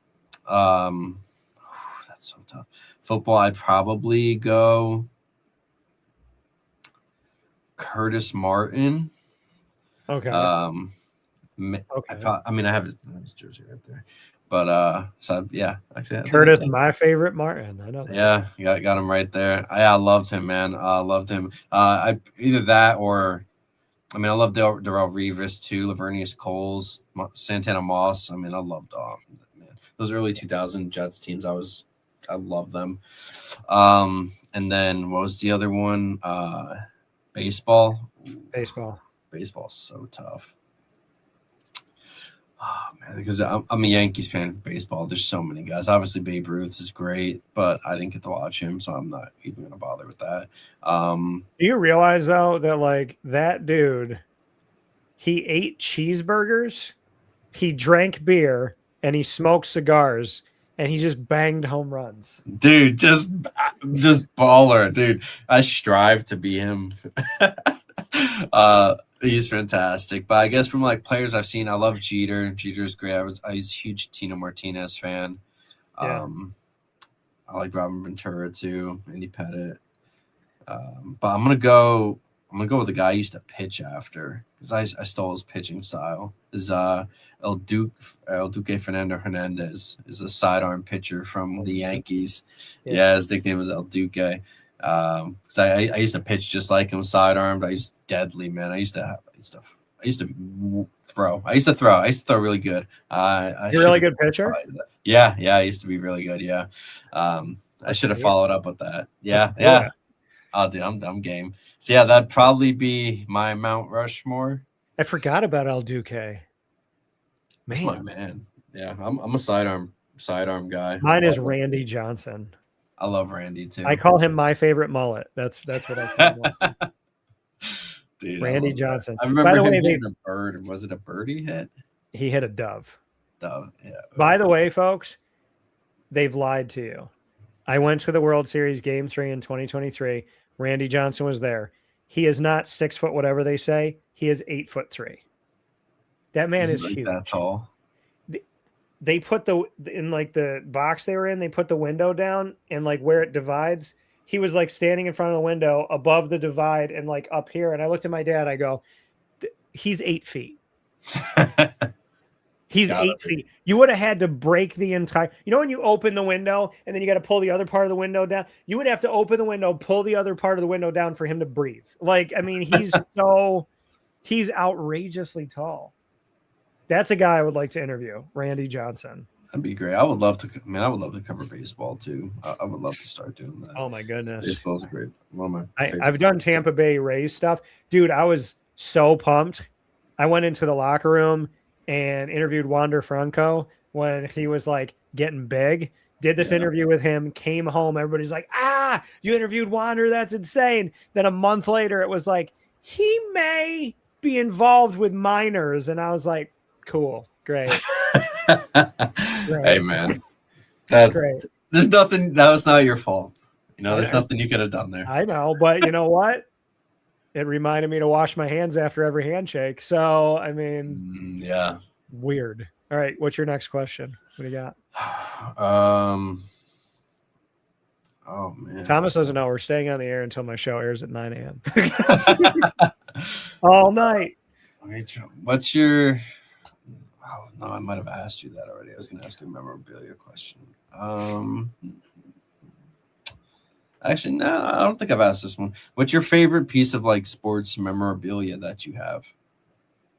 I know I'm sticking with sports stuff, but they're in here. Stay where you are, Lillian. My dogs are good. All right. So I'm going to say these, which are all in the same place in my studio. All right. So, because they all have special meaning. So I'm going to save those for last. This is a coaster from Tully's that everybody in Syracuse, Tully's. It is signed by Donovan McNabb. Oh, that's sick. He was a he was a host at Tully's, and my mom and my dad and I were there, and we were sitting in the back on Erie Boulevard, and I was like, hey, Ma, I think that's Donovan. And my mom goes, I think you're right. My dad's like, you're nuts. He wouldn't be working here because he was going to school. And my dad's like, you guys are nuts. And we, for like 2 hours, we're like, I think it's him. I think it's him. So we go to leave. My mom goes, I'm going to ask him. My dad's like, you guys are crazy. My dad leaves and he goes to the car. My mom goes up to him. She goes, hey, I don't mean to be like weird or anything. She's like, are you Donovan McNabb? And he looked around and he went like this. And he was like, yeah. And she's like, my son loves you. Can he have an autograph? And we had nothing to sign. So we went and found a coaster and he signed it. He was on the basketball team at the time. And I wanted his basketball signature 25 because I'm a basketball player. So I remember getting it going, oh man, he signed it quarterback. And then, not knowing what was going to happen.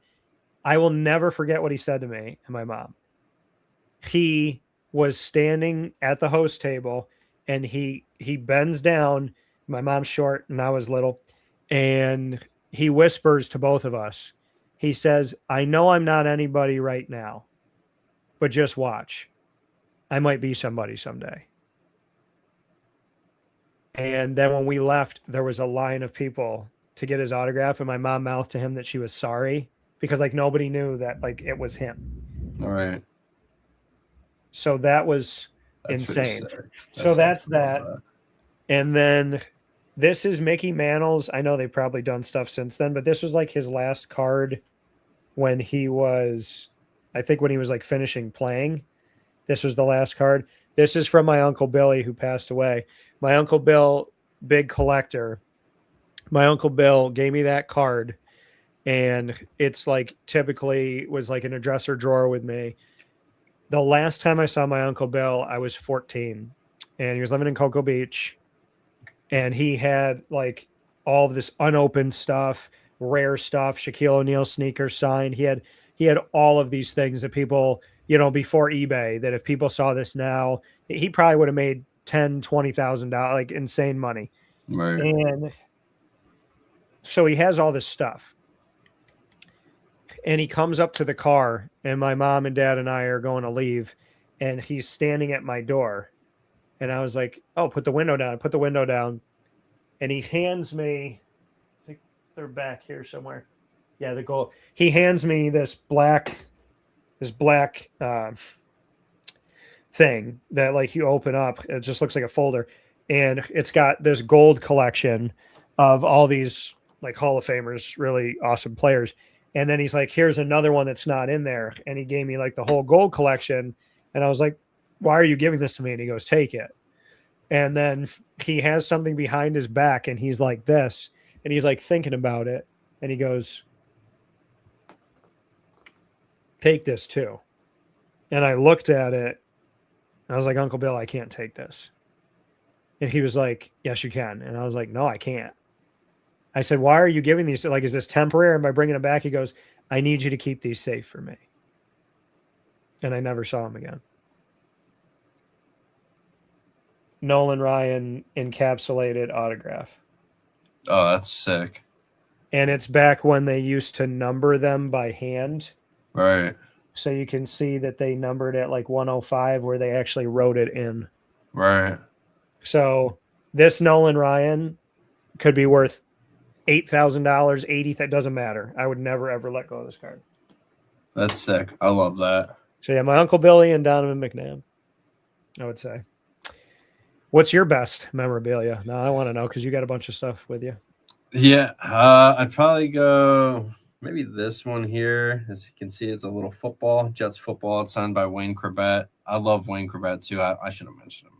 I have so much stuff, man. I have my own little thing right here. This is little young Tommy playing baseball. This is when I first started. I was little.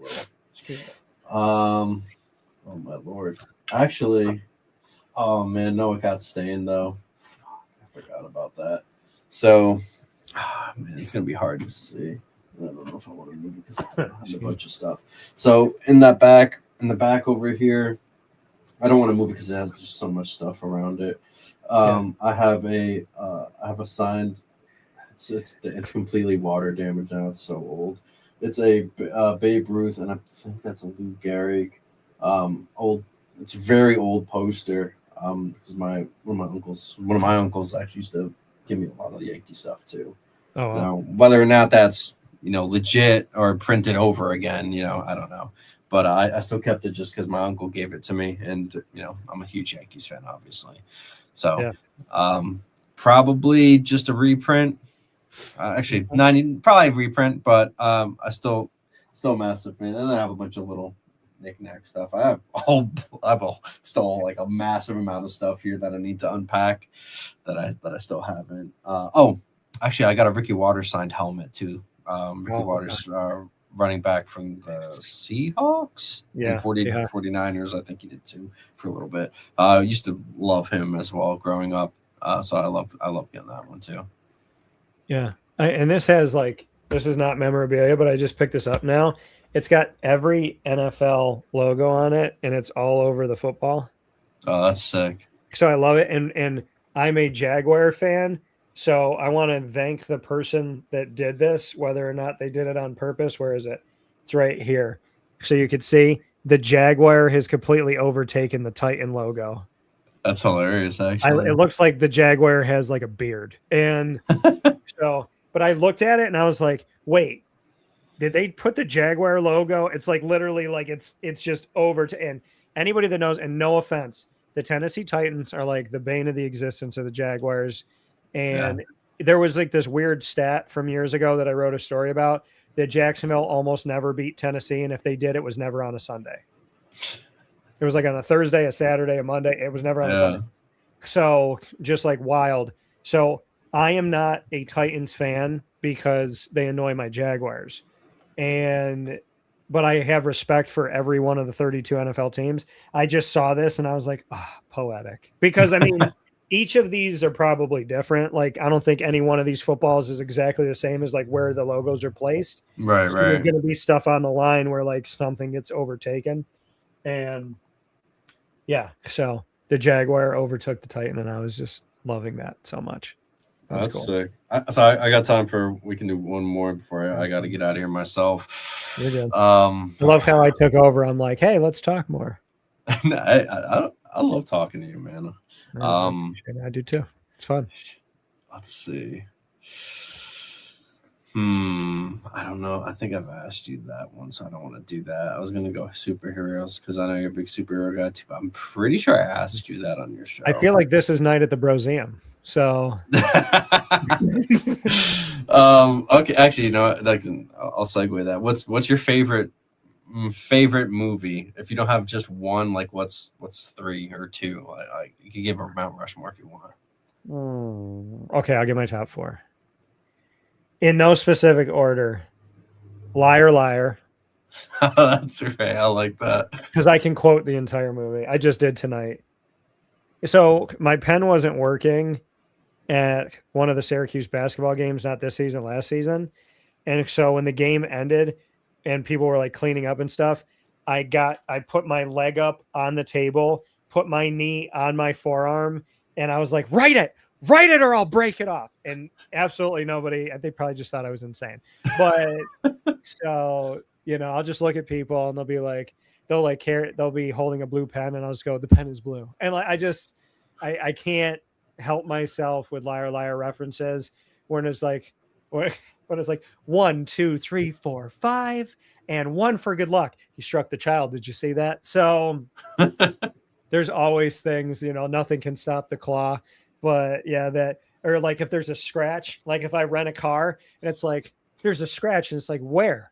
Right there. And it's like, oh, there? That was there. You liar. What are you going to do about it? Nothing. Because if I bring you to small claims court, you probably won't show up. And even if I was able to win the case, you're probably never going to pay me. So what I'm going to do is piss and moan like an impotent jerk and then bend over and take it up the tailpipe. And then he goes and he grabs the air freshener from the people when he's paying and he goes, I'm taking this. And then so I'll do that to people. Like if something's ridiculous, I'll walk up to a place and I'll grab something. I'll go, I'm taking this. But yeah, liar, liar, because I could quote the whole movie. And I love Jim Carrey. So liar, liar. Huh. I got to pick a Marvel movie. I have to pick one. I got to pick one. It's so hard. In honor of my goatee and the good guys winning, Avengers Endgame. It's a great movie too, yeah.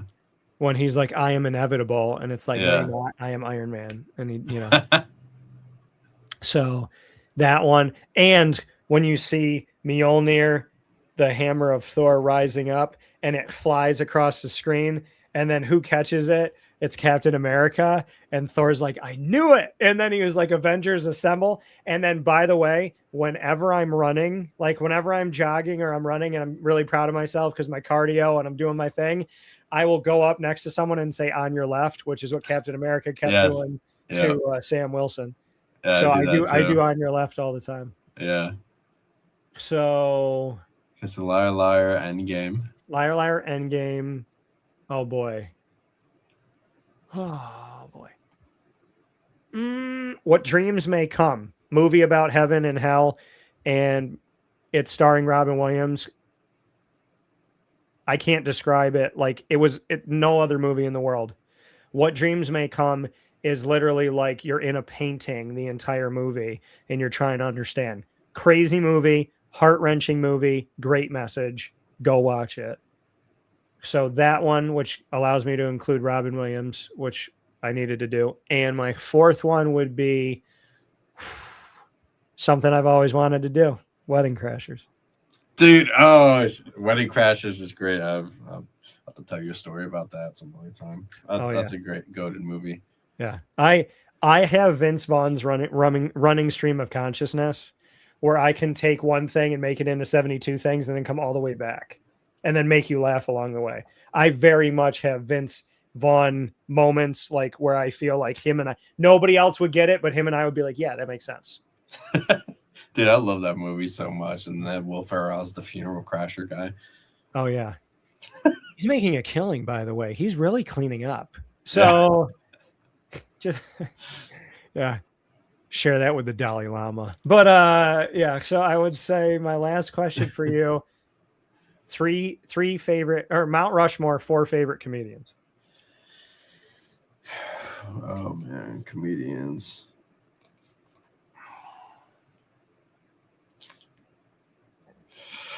Besides me.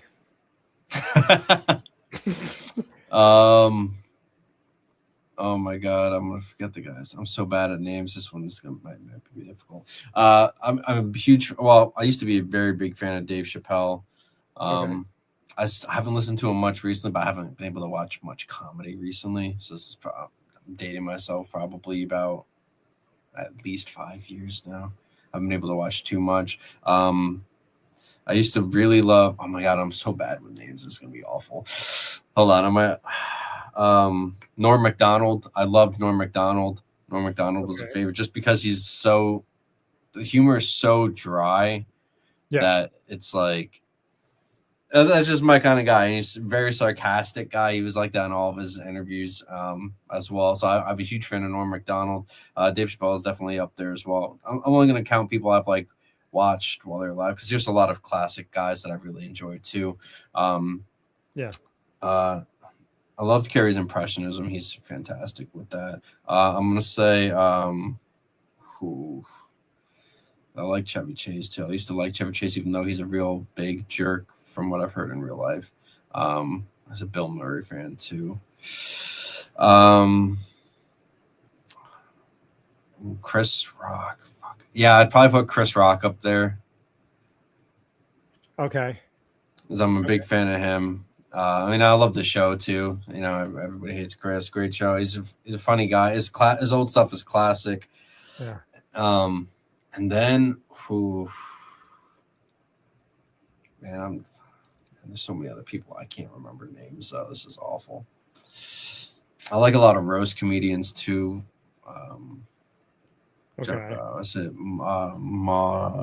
Jeffrey Ross, I believe, is a good roast comedian. I'm a fan of him. Yeah, I'm so bad with names, man. Oh my god, this is gonna be awful. And so the fourth one, so I say Chris Rock, Dave Chappelle, Norm Macdonald. There's a lot. Oh man, there's so many good ones, man. Robin Williams is great too.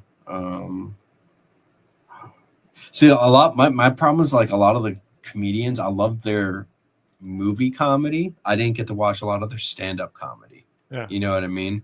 Well, like if you're picking movie guys. Oh, movie guys. Oh, dude, that's a totally different one. Okay. Yeah. Vince Vaughn for sure, without question. Will Ferrell without question.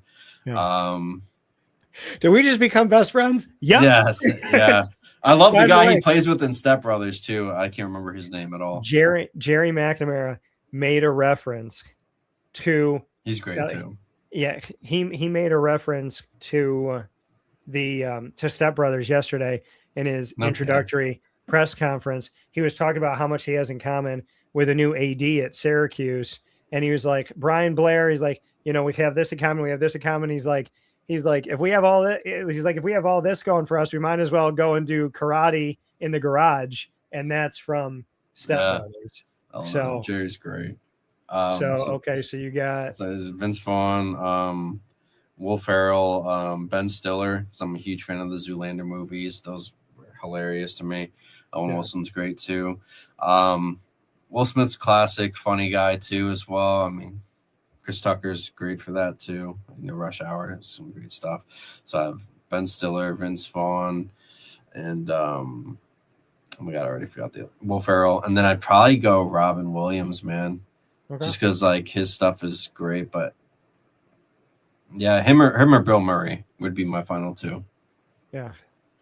I've been in the same building for the NCAA tournament as Bill Murray and Will Ferrell. No kidding. They both been in attendance. So yeah, I love and Night at the Museum. I forget the name of the actor, but the role that he plays as the king, and he has like a lisp and a very like soft voice, and he's like I will kill you where you stand. Yeah, it's hilarious. And he's going back and forth. He's like say it one more time. Say it, just say it again. Say it. And he's like, you said it. You said exactly what I told you not to say, and I'm going to kill you. And so like there's like that movie. It's like I can watch that one part on a loop, but I feel like I'm gonna watch Step Brothers like probably tonight at some point, where it's like, what are you doing, Brandyn? I'm burying you. Like, I mean, or when they're talking to each other in bed. Yeah. And he's like, I can't wait for you to fall asleep. When you fall asleep, I'm going to take a bunch of bars of soap and I'm going to put them in my pillowcase and I'm going to beat you in the face. Oh my God. Oh, I also want to give a shout out to Danny McBride too. I love Danny McBride stuff, dude. Have you ever seen Eastbound and Down? Yes. Yeah. I did not in Pineapple Express. He constantly was screwing them over. Like He was such a jerk through the entire movie. And then like somehow he doesn't die. Like he's stabbed in the stomach. Yeah. He's got this like neck brace on. Yeah. And at the end, they're eating at a diner and they're like, we should probably take you to a hospital. Yeah, dude, he plays a hateable character so good that like he's so good at it. But his early stuff is hilarious. Oh my god, he's in his genius too. He had he's done some good stuff forever. But yeah, no, that was fun, man. I always love doing that. Yeah, no, that was cool. I appreciate you having me on. I didn't know what my time was going to be tonight, but it ended up opening up and being perfect. So yeah, but shout out to Jerry McNamara. By the way, if I may say this, tomorrow morning at 9:50 a.m. Eastern time, in the middle of my show, I am announcing the newest member of the Wake Up Call family. Whenever we add a new business, we do a family welcoming thing. I'm going to be unveiling it by video, by picture. I'm going to be talking about it. Their logo is going to be up. It's going to show up on our website. So I just want to get everyone amped that tomorrow morning in the middle of the show, after Anwar Sparrow, who's going to the draft from Syracuse, talks, and before we talk about the NCAA tournament with Ross, right in the middle, I'm announcing our newest partner on April 1st, and I'm like so jacked about it. I'm super excited. That's sick, man. Oh yeah, I love that. Very, very excited. Yeah, we're bringing on a lot of good stuff. This new year is bringing in some really good partnerships and some really awesome things. I've been doing a lot of things behind the scenes and having a bunch of meetings recently that I'm excited about. So God's been very good. That's what it's about though, right, bro? I'm happy that's happening for you, man, truly. And it's just going to get bigger, bro. We got a good team. I may show up at one of the games with a suit on that has the patches of all the clients that I work with. That I would laugh my butt off if you did that, to be honest with you. Like NASCAR. So yeah. Great Lakes Honda City would be on the front because they're the studio partner, and then everybody else would be on the back. I love that. It'd be sick coming with the NASCAR jersey too. That would actually be freaking hilarious. But before I get you out of here, man, let everybody know where they can find you and where they can find that show. So you can find Wake Up Call every Monday through Friday from 9 a.m. to 11 a.m. Eastern time, worldwide. Doesn't matter where you are. So if you're in Wakanda, it doesn't exist. But if you're there, you can also watch the show. Apparently, there was a senator or somebody in Congress that thought there was a Wakanda, which there's not. I wish there was. It's from Black Panther. So I wish there was a Wakanda. There is not a Wakanda in Africa, but some people think there is. It'd be nice if there was. Or a Latveria, which is where Dr. Doom is from. But you can listen and watch from anywhere. And it's on youtube.com and facebook.com, both /WakeUpCallDT, and on wakeupcalldt.podbean.com. So you can check us out on any of those channels. We're on all of your podcasting platforms, Amazon Music, Audible, Spotify, TuneIn, iHeart, all that stuff. Just search Wake Up Call with Dan Tortora. And Facebook's at Wake Up Call DT, X is at Call DT, Instagram's at Wake Up Call _DT. And as I always say, if you forget all of it, go to wakeupcalldt.com. And on wakeupcalldt.com, it has every one of the outlets, all of the live stuff, when we're live. It has all the businesses we work with, all of our social media, access to the videos. And I just added a bunch of national content that you could check out. And if you go to our YouTube channel at Wake Up Call DT, you can see all of my content with Syracuse football that we talked about today. And you can also see all my NCAA tournament interviews with the coaches and players. Yeah, it's awesome. Yeah, your site's innovative and has everything. It's a one-stop shop, basically, man. It's freaking sick. And you can actually go to my website, speaking of one-stop shop, on the homepage, you will see this thing that's moving. There is a shop now tab, and you can literally go to wakeupcalldt.com and buy our gear for all of our shows, including Wake Up Call, on the homepage. You can click on it and support the show directly by going to our merchandise store. So we do have that as well. That's awesome, man. Well, it's been a pleasure as always, man. I'm always glad to be able to talk with you. I was getting a little nervous, and you're like, I'm coming. I'm like, oh, dude, perfect timing. Yeah. So I was talking to my brother, and I was like, crap, I got to get on. So because I hadn't talked to him in a couple of days, and I was like, dude, are you okay? And he's like, yeah, I'm fine. Why? I was like, you didn't answer your phone for a few days. I was like, I've been watching Paradise and everyone dies on that show. So I was worried that something happened to you. By the way, Paradise, great show on Disney Hulu. Be prepared to cry, scream, and get really into the show. I'm gonna have to check that out. You need to watch it. There was a twist, like legitimately, I cried. There's an episode where I couldn't help it. It was just everything about it. I was like, oh no. But yeah, they murder people very easily on that show. Like main characters. It's kind of like brings you to The Walking Dead, where like you never know who's gonna die when the show first came out. Oh yeah. Okay. Yeah. I'm gonna have to check that out. By the way, speaking of we don't know where people are, really quick, is Shane alive? Dude, I haven't seen Shane. He texted me today, actually. I haven't seen that dude in I haven't seen that dude in a week or so. Weeks now. Yeah. All right, Shane. We need to see you sometime. I'm coming for you, Shane. Yeah, I'll have to text him. Like, I'm gonna send him the Christian Bale thing where he's yelling at the lighting guy, Shane, for like 14 minutes. He's like, Shane! He's like, oh right, Shane. Really, Shane? That's what we're doing, Shane? He's like, and the guy's laughing and he's like, I'll fucking kill you. And he's just like the whole thing, he's flipping out on this lighting guy because the guy like messed up a shot or something like that, but the guy's name is Shane. I love that. Yeah, send that to him. Send that to him. We got the group chat. But thanks for hanging today. I appreciate you having me on as long as you did. So. Yeah. Oh yeah, man. It's awesome. Thank you so much for coming on, brother. And we'll end up chatting. I think I might see you either this week or next week for Syracuse stuff anyway. Spring Day's coming up soon. Yeah. You gotta come out. Yeah. I'll make the trek out. You gotta come out because it's lonely.